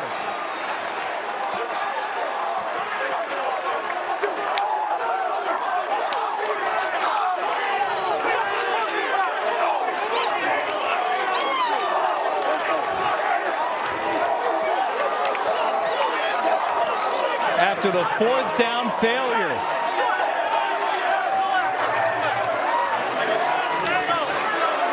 Cameron Polk on for the point after. New holder this year for Idaho is... The ruling on the field is a touchdown. The play is under further review. Okay. So we'll hold on the holder, Xander Eccles.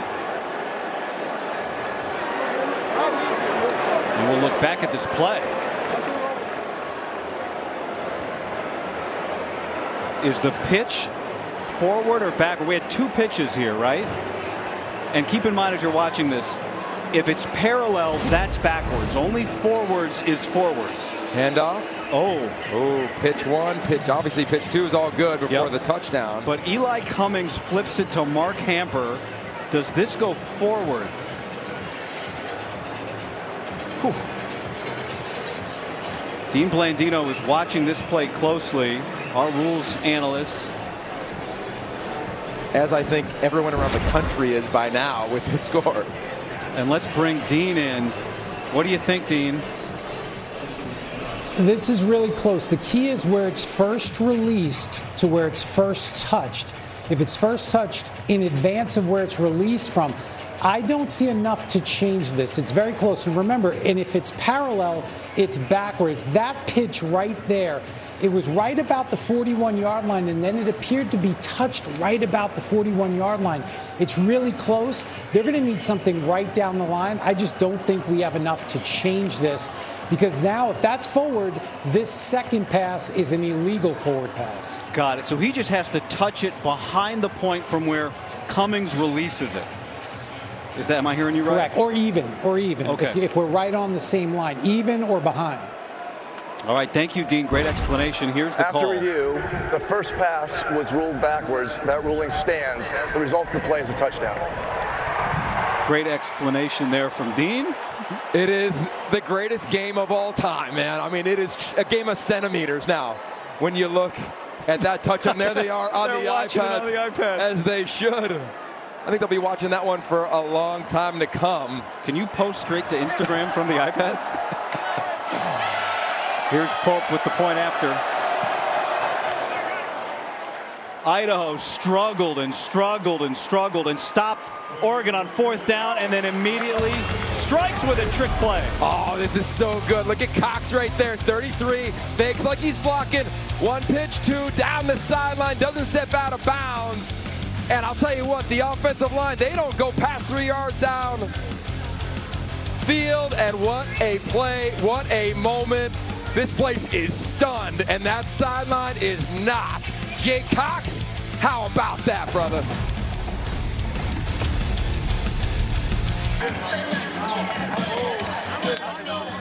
Idaho with the big Jake Cox trick play touchdown scores on 1 play after Oregon fails to convert a 4th and inches deep in their own territory. TV's in El Paso, Texas, fired up for Cox right now. Yeah, that's right. His dad, Mike, is the DC, also at UTEP. So just imagine everybody getting jacked up for the Cox family. What a play by that tight end and for this program.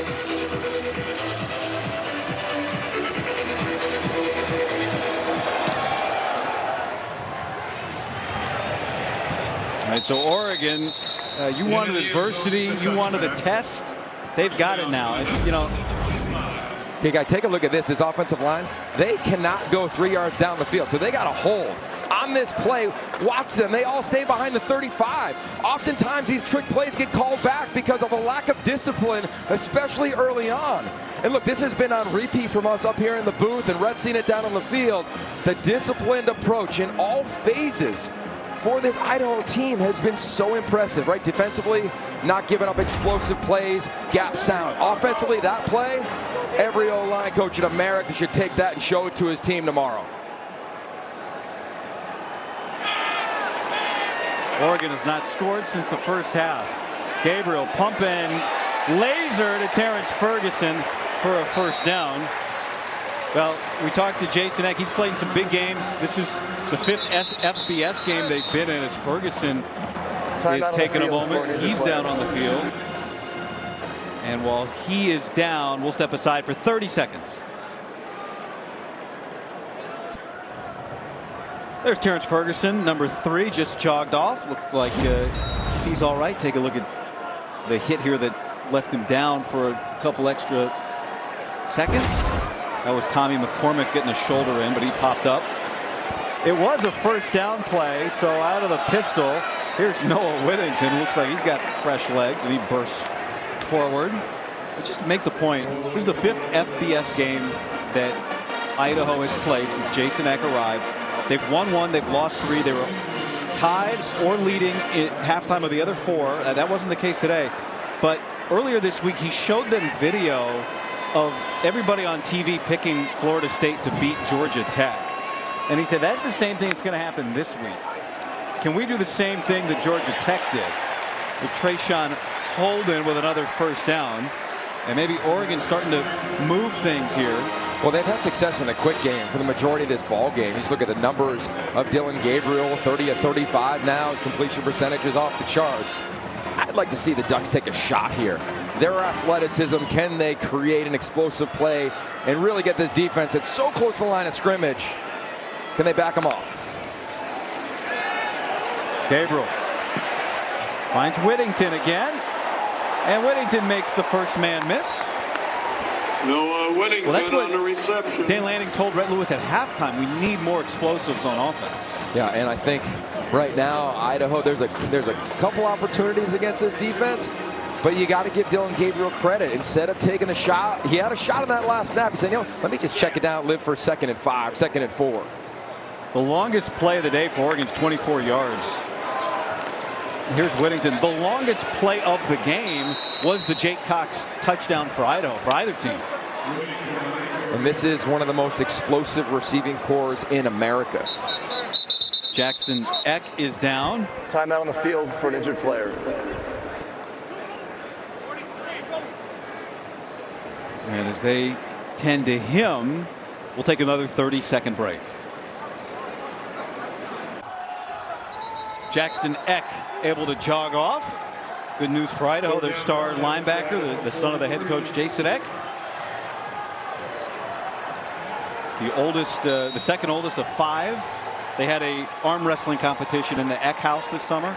Jackson won. He beat Dad. He told us, I feel like I'm the man of the house now. Third down here for the Oregon Ducks. Gabriel, quick throw. Tez Johnson went backwards, then broke a tackle and got the first down. God, he's so explosive, isn't he? You know, young wideouts, when they come into programs, often they struggle going north and south. After they catch, they want to dance. Watch the catch. Wham! Immediately, he can feel the leverage and the momentum of the defender, and he gets north and south, first down. If he gets tackled there, it's 4th down. Here's Whittington. Oh, he gets a block and then stumbles forward. He screams in despair. He was sniffing end zone if he hadn't been tripped up by the turf. How about right here? Big Josh Connerly. Herbert sets the edge. Connerly uses his athleticism. He's one of the most athletic tackles in America. The Ducks are so close. I mean, they don't have one run over 20 yards. They've been close to a few. Jordan James back into the game at running back. Third time we've seen Oregon in the pistol formation tonight. James straight ahead. Breaks one. Can't break 2. Tommy McCormick got a hold of his ankle. A pickup of 7 yards. McCormick has been so impressive all day. His 9th tackle of the day. He's just everywhere, you know. And again, it's on repeat, guy, but it's just a really sound unit defensively. Let's see down here in the red zone. I'd watch Idaho, see if they stem or move their front late, try to confuse the offensive line. Back to James, running behind Sadiq, and he gets tied up. As we near the end of the third quarter. The fourth quarter, we got some action. We also have one of the great traditions in college football. Shout is next. This is special. 54,000 here participating in Shout.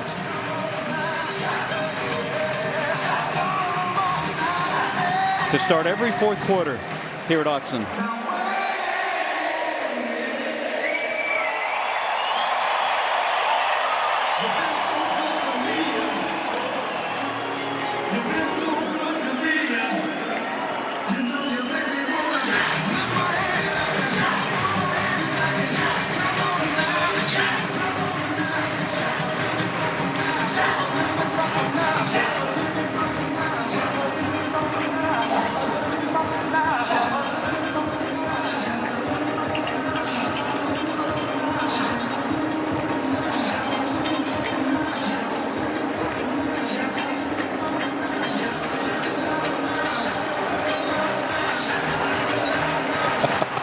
Let's go.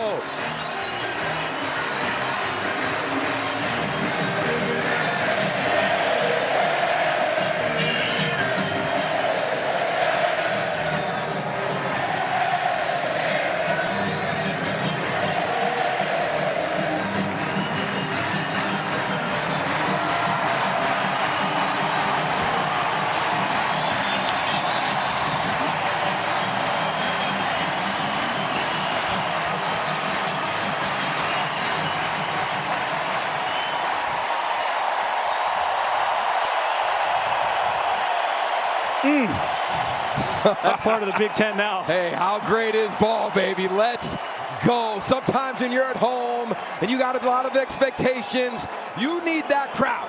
You need Autzen, and Autzen delivered again. Let's see if the Ducks can answer to kick off the fourth. That scene that they play here from Animal House was filmed 20 minutes away at a bar on Dexter Lake. So much of that film shot here in Eugene as we start the fourth quarter. Dillon Gabriel on second down to Terrence Ferguson, and he gets down inside the 10.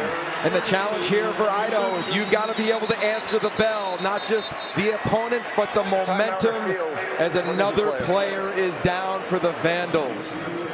That's Tommy McCormick, who's made a, you mentioned it earlier, who's made a ton of plays today for this defense.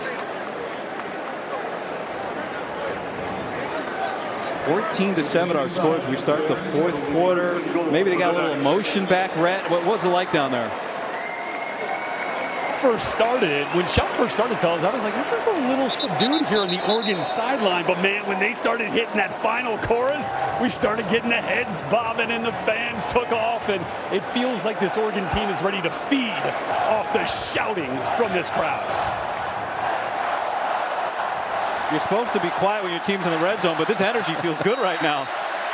Well, the excitement and anticipation is unlike any year in recent history for Oregon. A test they didn't expect, perhaps, this crowd. Here's Noah Whittington. And he gets down to about the 5-yard line. We'll see if Tommy McCormick comes back. He was able to jog off for Idaho. Sir Barnes will come into the game defensively for the Vandals. 2nd and goal. This is an area where Oregon loves to find Terrence Ferguson the ball. He's at the point in the bunch at the bottom of the screen. Man-to-man.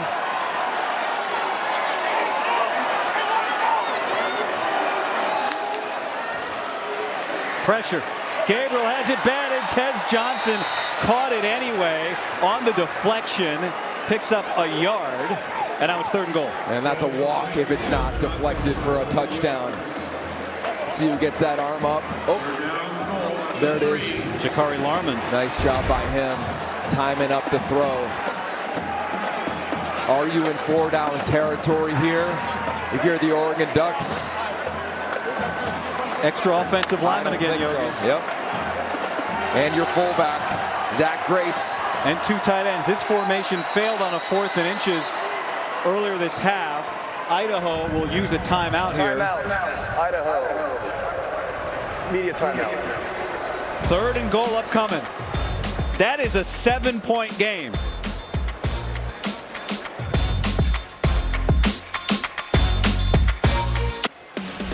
Next Saturday, number 2 Ohio State takes on Western Michigan in prime time at the Shoe.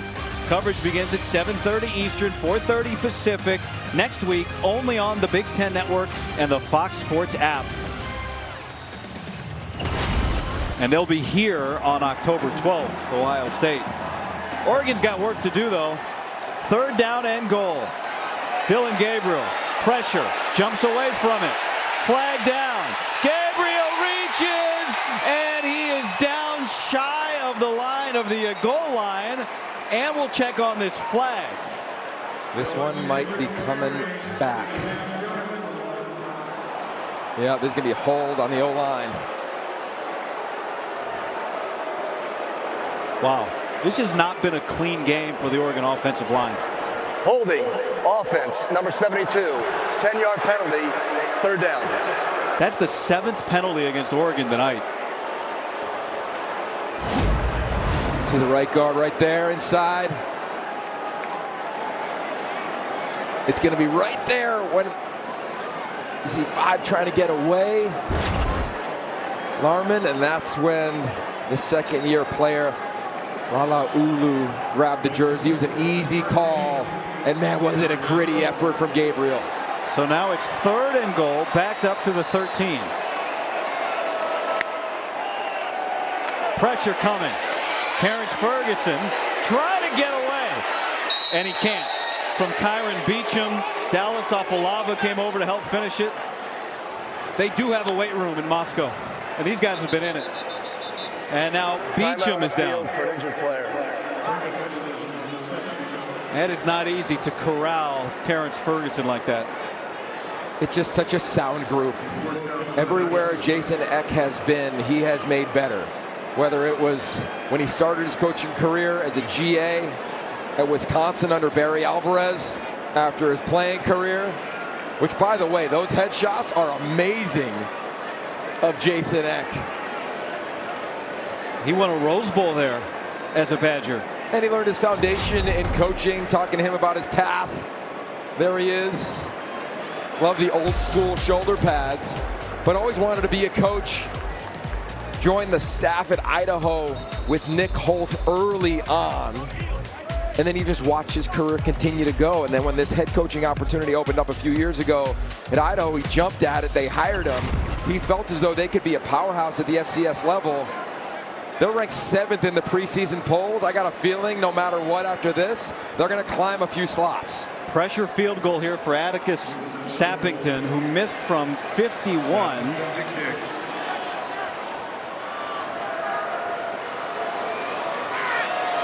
In the first half. That's clean and straight through. So Oregon stalls out after the penalty, but is able to extend it to a 2-score game. Timeout on the field. Sappington's first made field goal as a Duck. Idaho came to play without a cloud in the sky. The Ducks are trying to weather the storm.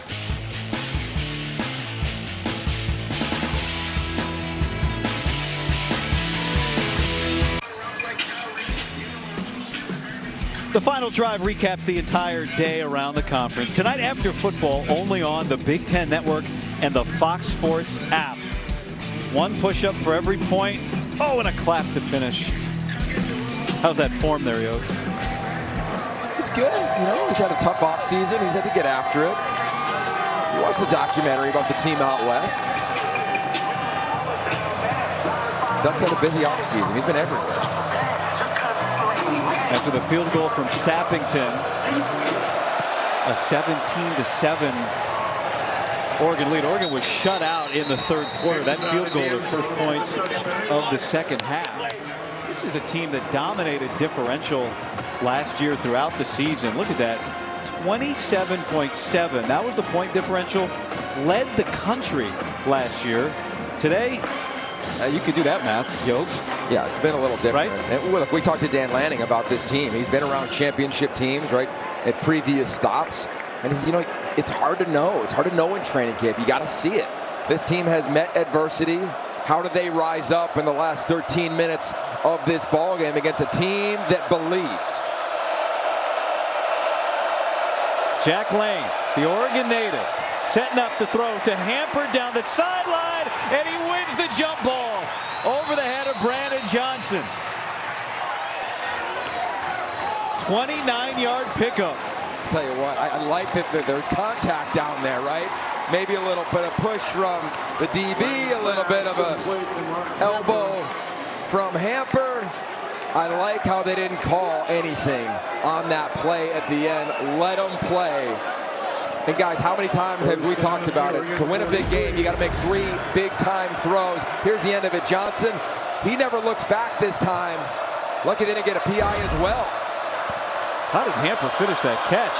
Lane, pressure, everybody swarming around, and it's batted away. They're playing it loose, no whistle. Jamari Caldwell is the one that batted it as Johnson recovered it. Recovered by the defense. Oh, did that come out? Do we have an empty hand forward? Let's see. It looked like he threw it in the first snap. Like Caldwell's the one that batted it down. Let's see. Yeah, that to me looks like all day long it's a throw. Look at from this angle. Yeah, look, it's the right move, though, from an administration standpoint. Of a fumble recovered by the defense is under further review. Yeah, look, the way that it works for those at home is that whenever there's something funky like this happens where the ball is loose, they let the play go instead of blowing it dead. So the right job from the officials. I would imagine they're going to take a quick look at this and see that there was forward momentum and a throw from the quarterback. Jim Wary goes to put on the headset. He's going to talk to the centralized replay center in Rosemont, Illinois. There you see live shots of the deliberation, the discussion. This is brand new this year, a world-class, state-of-the-art facility. The top priority being on seeing everything, getting it right, doing it efficiently. We've been able to see some views of that throughout the opening weekend, you'll be seeing it all year long. So on the left there, that's Rosemont, Illinois, the centralized replay center where they are going over this frame by frame. They've got their hands on everything. And the idea is to get it right and get it right efficiently. Looked like we were going to get the decision. They're going on back. Usually when that happens, Yogi, it's to check the clock. That was a first down play, and the offense is coming back out for Idaho, and they're lining it up. It is second down. We can see the team out there. This just may be a clock situation now. After review, it's an incomplete pass. Second down from the 43-yard line. Normally I wouldn't jump the referee like that, Yogi, but everyone else had lined it up. We like to give Jim Wary the dramatic announcement. Here's one more look. This was ruled fumble on the field.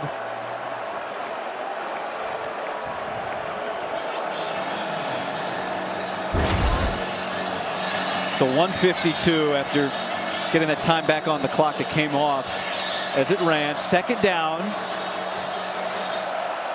Crowd back in it.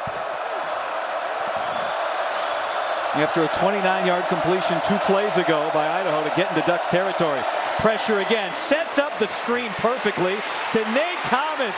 And Thomas is into space. And he finally goes down inside the 10. Explosive plays from this Vandal offense. You got to imagine Jeffrey Bossa not in the middle of this defense here. Nice job setting it up. Oregon brings pressure. They bring an extra defender. Beautiful job from Lane, just buying some time. Finds Cummings, offensive line, escorts him down inside the 10. And I'll tell you, we talked to the head coach Jason Eck earlier this week, and he said the #1 word they talked about was believe. Kind of like that Ted Lasso, believe. This team does that. Jack Wagner is in the game now with Jack Lane, the other quarterback, at the bottom of the screen. Direct snap to the backup quarterback, Wagner, and he works his way down to the 1-yard line. So both quarterbacks on the field that time. Well, they told us they were going to have a package for Wagner. Only saw him on 1 snap in the first half. They pulled 2 offensive linemen. Follows the lineman, his lead back, and how about the effort? This Idaho team always plays hard. But you got a feeling now they know they can do something special as both are in the huddle again. So Jack Lane, the starter, he calls the play, and now he's going to go out to the top of the screen, and Wagner remains in the game. He takes it. Looking to run. Wagner cut down. Kobe Savage. And that's a loss of 2 yards. How about Amari Washington? Are you kidding me? Just blowing up the entire play. Watch him right here. He's going to get right into the backfield. Strength, effort, he's all over it. Savage finishes it off. What does Autzen Stadium have here on 3rd and goal? They got their money's worth for this one.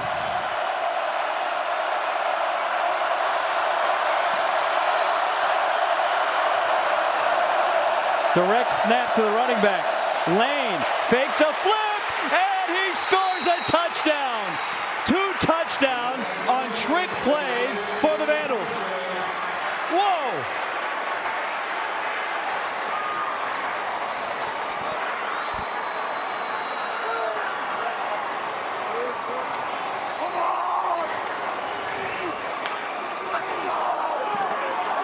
The first career rushing touchdown for the kid who grew up coming to games here at Oregon, Jack Lane. Cameron Pope on for the point after. Cameron Pope kept the point after.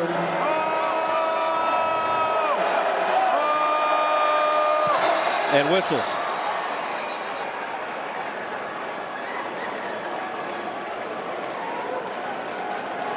Jason Eck having a conversation here with Jim Wary. They were late to substitute, but it looked like the touchdown is clear. We will now play the try. So the stoppage was just for, they were just confirming the touchdown to make sure that there wasn't a forward toss maybe. Yeah, hey, looked at it once on the first big touchdown explosive play, the lone explosive play before that screen on this drive.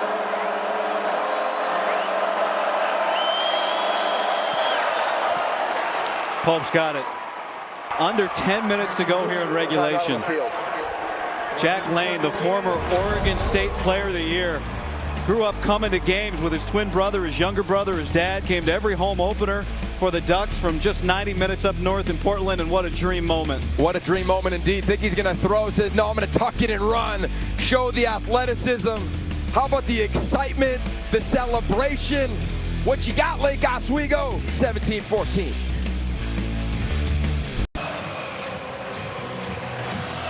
Idaho trying to beat Oregon for the first time since 1950. The head coach, Jason Eck, trying to break a 23-game losing streak against the Ducks. Jack Lane, the Oregon kid. Oregon fans expected to enjoy themselves in a very different way than maybe they have been today. Look, I think everybody did come into this. You knew it would be competitive because Idaho wasn't going to lay down. But I don't think anybody expected it to be a three-point ball game with less than 10 to go. Fair catch from Noah Whittington, and let's go down to Rhett. Yeah, guys, I'd say that, the looks on the faces of these Oregon Ducks are not what you would expect at this point in this game. But I tell you, the one guy who's out there trying to rally this group is Jeff Bassa. Even though he's not on the field, he's acting like a coach on the sidelines here. He's standing next to his position coach, Coach Michalowski, working the iPads with his fellow teammates. They're doing everything they can here. It's got to hurt him to not be on the field with his defense right now, injured in the first half. He is the captain. He is the leader. He's the alpha of this program, and I think they've missed him in the middle of this defense. Dylan Gabriel connects with Evan Stewart, who's able to pick that off his back shoulder. Evan Stewart on the reception. Sometimes it looks so easy for this Oregon offense, and you look up, they've got 17 points. Yeah, there have been some unforced errors. The offensive line, some penalties. The biggest thing now, if you are Oregon, you have to compete to stay in the present moment. So with Dylan Gabriel earlier this summer, he had a chance to be a counselor at the Elite 11. He's spending time with Pete Carroll. They had a conversation about that. Can you compete on the stages that you're at as a QB to be connected to the only snap you play? Here's Jordan James with a first down. A big chunk for him out to the 44-yard line. We talked about Dylan Gabriel earlier this summer, spending time as one of the greats of all time. There's the photo of him, got to sit on that conversation. Him and Pete Carroll. As that's a couple of yards. Zach Krotzer there with the stop. But it was such a unique environment. Cade Klubnik, the quarterback at Clemson. Caton Salter, the quarterback at Liberty, once at Tennessee. Those three are asking one of the greats, especially up here in the Pacific Northwest, formerly of the Seattle Seahawks. So many questions about the position, and Gabriel's talking about high performance, big moments. What is it like? And he said, you just have to compete to be connected because everyone else will follow your lead. Gabriel to Jordan James again. And the pile gets pushed. James will not go down, and he earns himself a first down. 7 yards on the pickup, but he took 28 steps to get, that was amazing. And here they go. When they get a first down, they want to go a little quicker, right? Remember, the headset communication cuts off at 15. Got about 13 seconds left.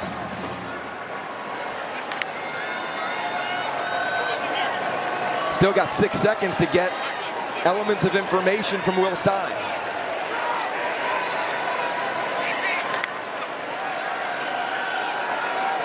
Gabriel checks it down again. Jordan James. James racing to the sideline, and he's got another first down after a pickup of 11 yards.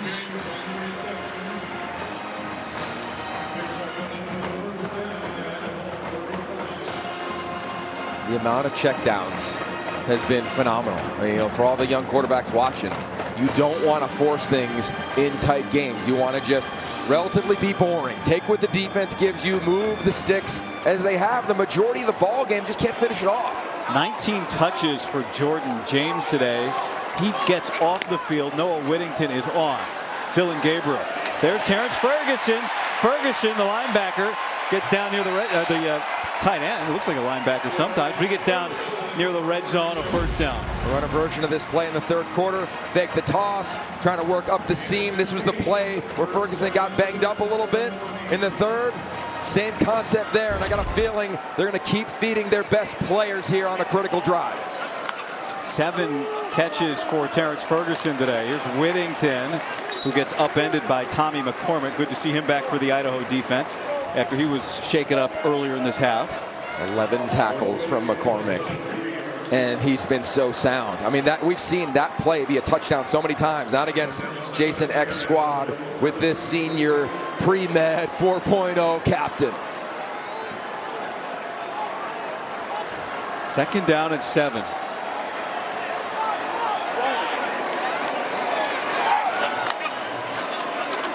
Fakes the toss again. Gabriel steps up, throws too high for Ferguson near that front pylon, and now it's 3rd and 7. He's going to want this one back. He's staring down Ferguson the whole time. I think Gabriel had a chance to run it here. See that lane right here? See that lane right there? I would run it. There was nowhere really to go with the ball.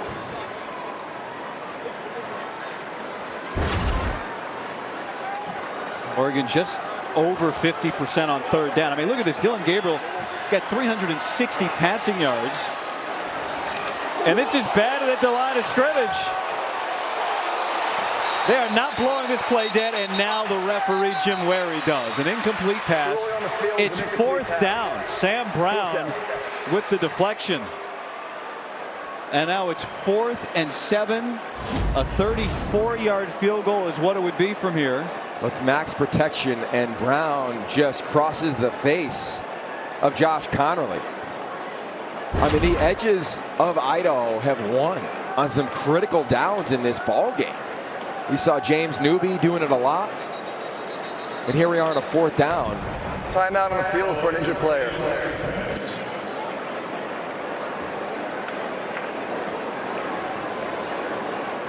You could check that, finish that thought, Yogi. 4th down. Here we are on 4th down. Their offense was on the field.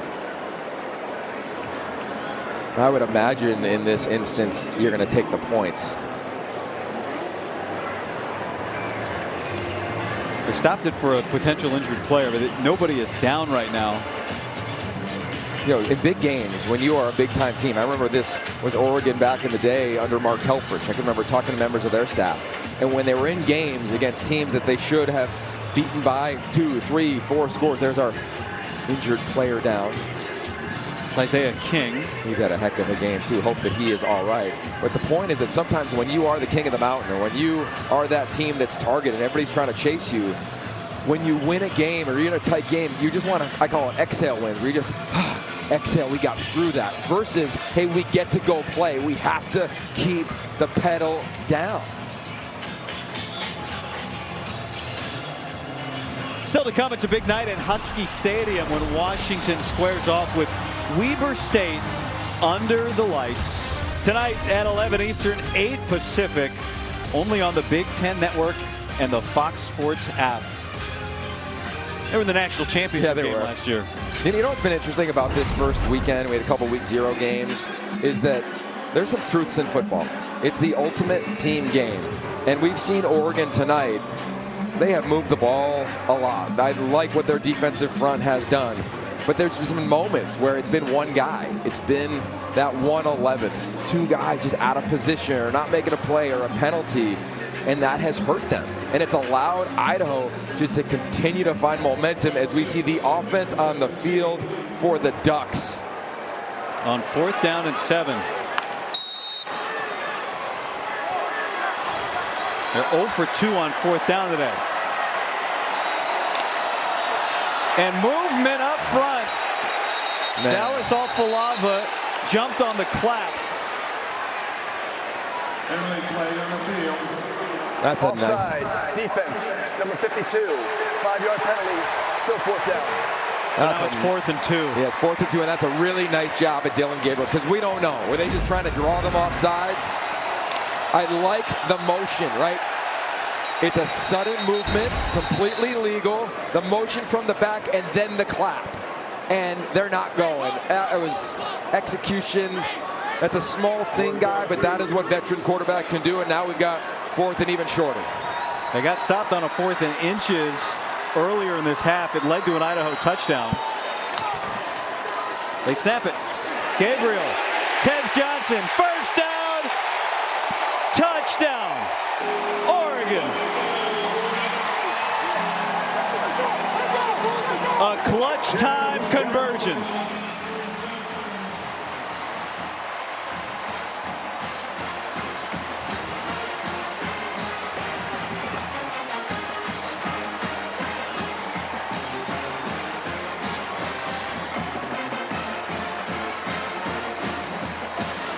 The ruling on the field of a touchdown is under further review.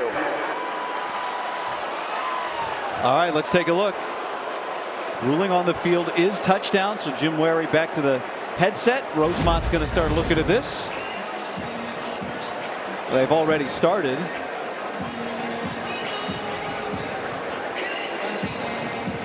Yeah, that's a touchdown to me.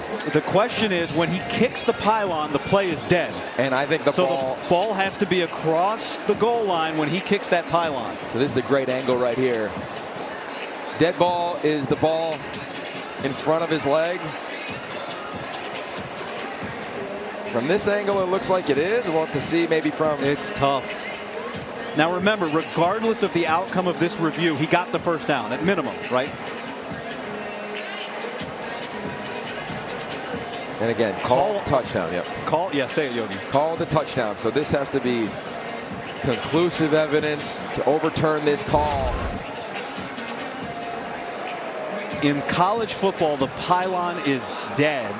So even if the ball is outside of the pylon, once he touches it, it's a touchdown. But let's bring in Dean Blandino in LA. Dean, what do you think? That's a great point about the pylon. When his foot hits the pylon, the play is dead. He's out of bounds.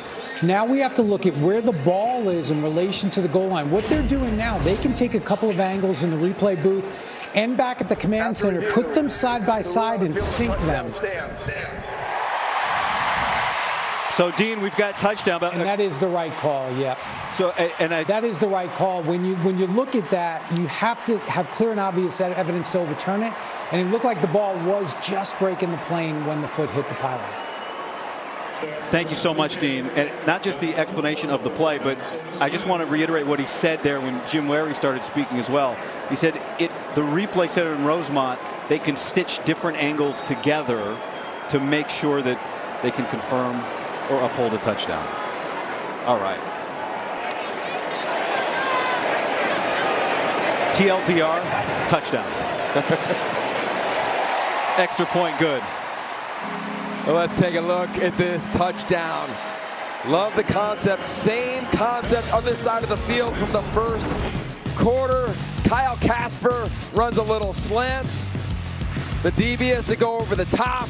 Tez Johnson does what he's been pretty accustomed to doing since he got to Eugene, which is find the end zone. 5:36 to go in the fourth quarter, and this game is maybe tighter than many expected, but... Well, this is the play right here. He's going to run a little slant, and what that is going to do is going to force the defender in man coverage to go over the top. Perfect job. It's nowhere near a rub or a pick. Just beautiful from Kyle Casper, the young wideout, and Tez Johnson knows it. That's a second touchdown where he's got an assist. The first half it was Evan Stewart. Right here in the fourth, Kyle Casper. You know, this is a program that really lacks star receivers. They built this thing on offense with star running backs. Tez Johnson's got 11 catches today. The year after, he set an Oregon single-season receiving record. So they found a star receiver is the point. Yeah, and last year they had a couple, right? Troy Franklin, again, he's first team all-league. Last time Oregon had a first team all-league wideout was 2010. I think they got a conversation guy for this year in Tez Johnson. He's one of the better wideouts in America. And it's fun to watch this group under Junior Adams. Junior Adams coached Cooper Kupp. Coached so many great receivers throughout his career. So now Idaho's got to move quickly, right? Down by 10. They got the 2 timeouts plus the 2-minute timeout, which is new in college football this year. Lane over the middle to Hamper for a healthy gain on first down. Matt Irwin has come into the game from off the 2 deep to make that tackle. Trying to find solutions maybe. Again, Jeffrey Bassa banged up in the first half. We have not seen him since early in the game. The star linebacker, the middle linebacker. Lane breaks the pocket and he gets clipped by Teote. And Yogi, this year it's not just Bassa the player. He's the green dot guy. He's the communication guy in this defense. Yeah, and the way that it works is that there's a helmet that you got to take on, take off. So now it's either Bryce Betcher or Devin Jackson at the backer. Cummings on 3rd down, and he's got the first.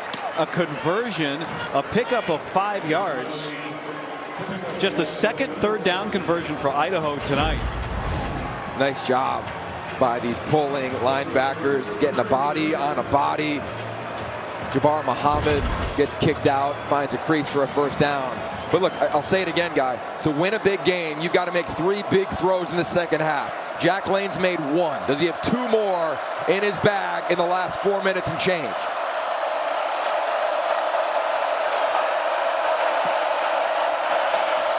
Lane, back shoulder, Dwyer drops it. Oh, he can't believe it. I can't believe it wasn't an OPI either. Got away with 1, I think, there, but this would have been 2 or 3. You got to make 3. See that left arm extended, and Dwyer was the guy the staff talked to us about, and he knows it. He knows it. He's played well in big games. A touchdown against Washington State a couple years ago. Wants it back. Pressure, and Mateo Uyunglele gets home.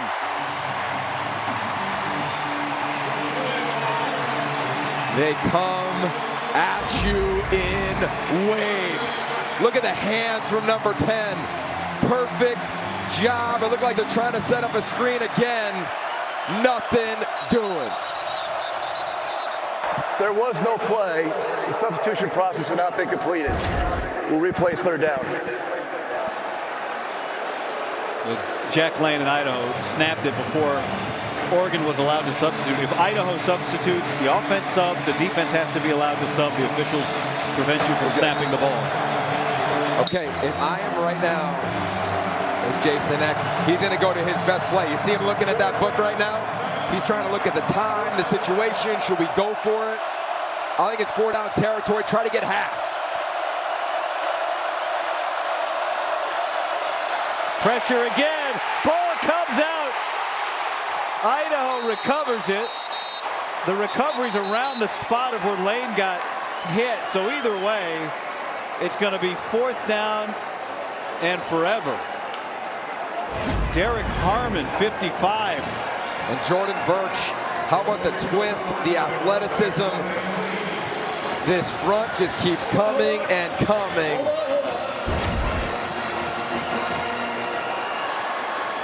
They're punting here on 4th and 28. And now whistles. I think they're going to look it. Covered by the defense is under further review. But this is going to be forward pass or a fumble here. The recovery was Nate Azzopardi, the second-year captain left guard.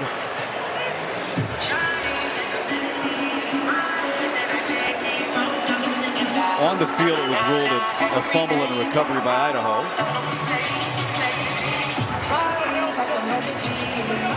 Let's see, Yogi. What we think?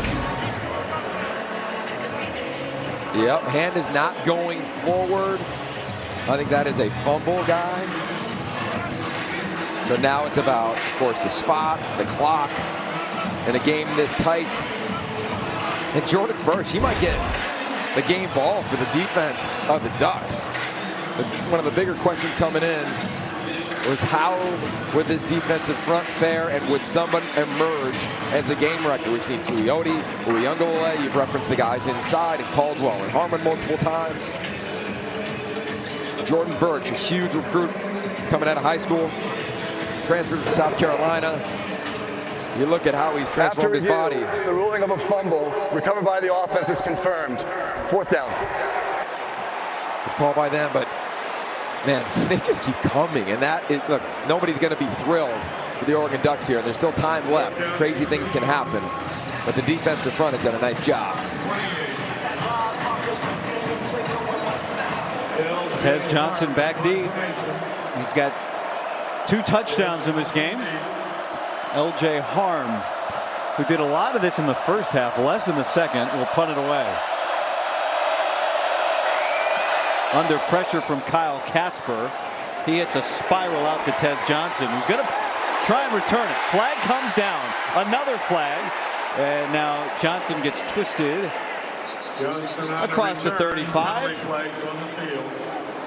43 yards on that punt. We'll check these penalties.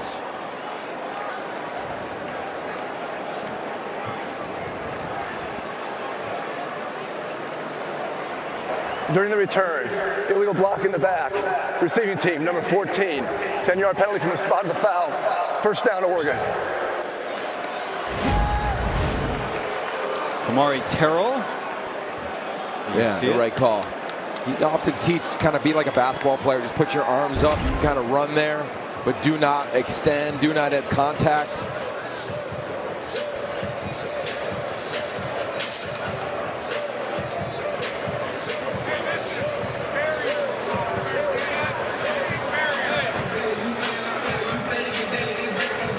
If Pacific Northwest teams are unintimidated by the Ducks, it only gets harder the next 2 weeks. They play Boise State and Oregon State. You think you got some Oregon kids on those teams too? Just like Idaho has 9? I think you are correct, partner. So a 10-point game. Idaho electing to punt it away. They've got their 2 timeouts. And remember, again, the clock will stop at the 2-minute timeout, new to college football this year. So effectively 3 timeouts for the Vandals.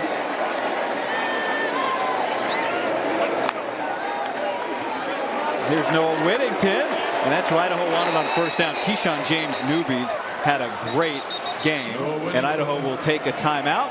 And let's take a moment to look ahead at the Ducks schedule. Not look too far ahead, Yogi, but let's look ahead. You see what they've got the non-conference the next 2 weeks, and then Big Ten play begins September 28th. Yeah, and I think, look, we've all talked about this one how many times on October 12th, right? Good luck getting a ticket. But to your point, and what we've seen today and throughout college football is you've got to bring it every week. So Boise State, it'll be rocking next weekend here. It's going to be fun to watch them with their new full-time now head coach. And we know what the rivalry game is against the Beavs in Corvallis. So you can't just think you're going to coast until that game. And I know Dan Lanning and his team does not. But I think there's been so much hype and expectations that we all came into today thinking the Ducks were going to roll like they have historically in these home openers, FCS games. That has not been the case. Right now, tickets for that Ohio State game, standing room only, going for over $300. Idaho just used a timeout. Now 2nd down. Here's Tez Johnson. He fumbles it and goes out of bounds. Abraham Williams came over. And that's great news for Idaho. Pick up a 6. You're trying to get everything, but you do want to get down and try to stay in bounds. Timeout, Idaho, for the 3rd and final of the half. Please reset the game clock to 2:19. He did not go out of bounds. That's critical there. I thought he stepped out. He did not go out here. The ball gets popped out, but he didn't go out. Nice job by him. So the clock didn't stop. And he took a shot. It has been a physical game. Dwayne McDougal on that one. From Oakland, California, McClymonds High School. Brave and bold, that's what it says on the back of that Vandals helmet. Those are not just words.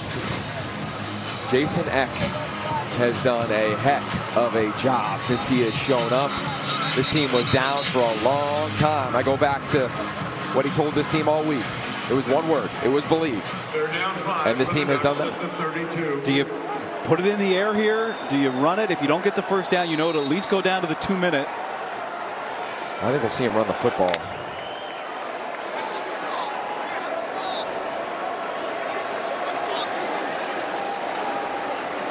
Only 5 guys in the box there. Has Johnson in motion.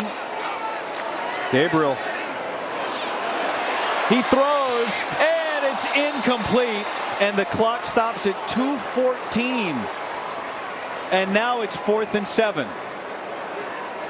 And if you're Idaho here, you are bringing everything you got. Shift, motion. God, they don't bring anybody. They just win with their defensive front. Body discontorted, trying to make that throw for Gabriel. That defensive front won. Like, they've won a lot tonight without bringing a 5th guy. Ross James on to punt to Jordan Dwyer. And Dwyer's not going to be able to do anything with this. Great punt by James, who rolls it all the way down to the 13-yard line. 55 yards on the boot. Now, this is the defensive pressure you're talking about, Yogi. Yeah, this Oregon defense has done that all game long. Been in the backfield a bunch. 4 sacks, 7 TFLs. They have come in waves, a variety of players. Tatum Tuioti, how about Mateo Uiagalelei? Interior defensive line has gotten after. Here's Uiagalelei again. Nobody's playing more than 35 snaps. They want to make sure they are fresh. The guys inside doing a really nice job. That's Derek Harmon, the transfer from Michigan State. It is a huge strength for this team. And they have grown and grown and grown since Dan Lanning and Tosh Lupoy have arrived on the defensive front. And look, my favorite stat is they've got 10 second-year players like Uiagalelei and Winston right there on that front. Jack Lane, and it's dropped by Dwyer. This is their go-to receiver, and he's held now 2 drops in the second half. So we hit the 2-minute timeout. 1:59 to go here in regulation. Oregon, Idaho, down to the wire. The 2-minute timeout, a 10-point Oregon lead. This game was as close as 17-14 here in the second half. Jack Lane, Idaho's starting quarterback, went into the tent, and so the backup Jack Wagner, who we've seen run the ball today, has come into the game. And he throws. And it's to Mark Hamper's back. He was not looking. Maybe some miscommunication there. And now it's 3rd and 10. There's Lane.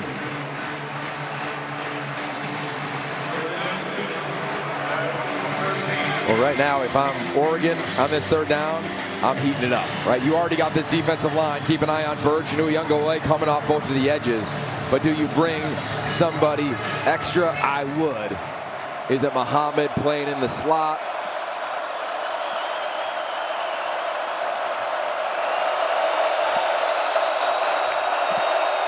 Wagner. Pressure again. Wagner is picked off by Nico Reed.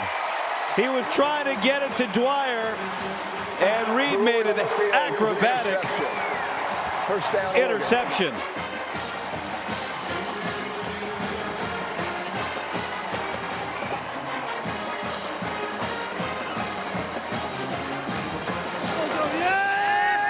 Reed saw the route coming the whole time. Top of the screen, watch the athleticism, flip his hips.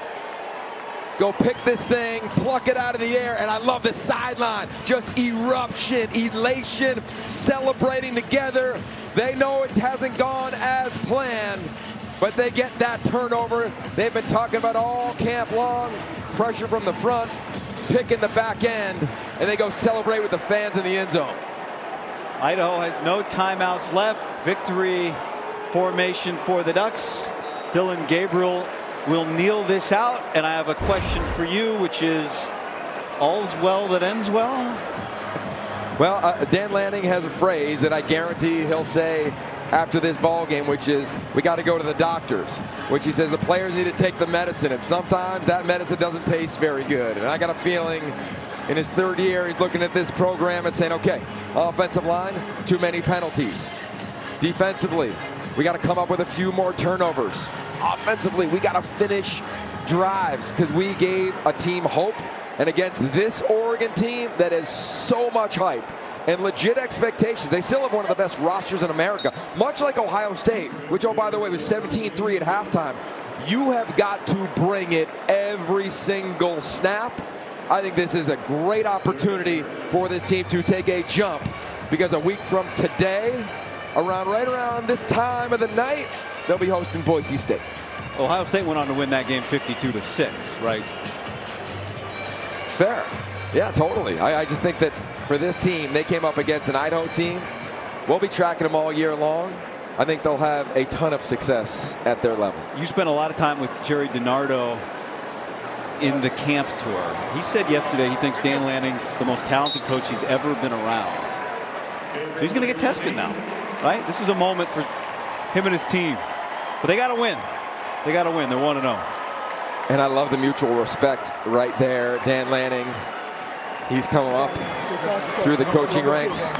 Jason Eck, his team did not flinch. I'll tell you what, Jason Eck can be on the radar of a lot of people, as he should be. That's the end of the game. Great job for him and his team as a head coach. I know they didn't get the win, but hopefully they came out healthy with their quarterback. I know they came out confident after this game. And for the Ducks, look, it's hard to get a win. You got to celebrate it. And then they move on to the very next one, and that is going to be how this season will go for one of the favorites to not just win the new look Big Ten, but to go to the CFP and have a shot for the whole thing. Preseason pick second in this league. Dillon Gabriel, 41 of 49 for 380, 2 touchdowns. Tez Johnson, 12 catches for 81 yards and 2 scores. The Stars arrived. They showed up when they had to. Hopefully Jeffrey Bassa can show up again next week. That was a loss that I think was felt over the last 3 quarters of this ball game. With the win, Oregon extends its nation's longest non-conference home winning streak to 33 games. 24-14. Ducks are 1-0 in the Big Ten era. For our entire crew, Red Lewis, Yogi Roth, Denny Blunt, Mike Hassan, everybody. I'm Guy Haberman saying we had a blast in Eugene. Thanks for being here. But the night's not over. We send you up to UW in Seattle coming up.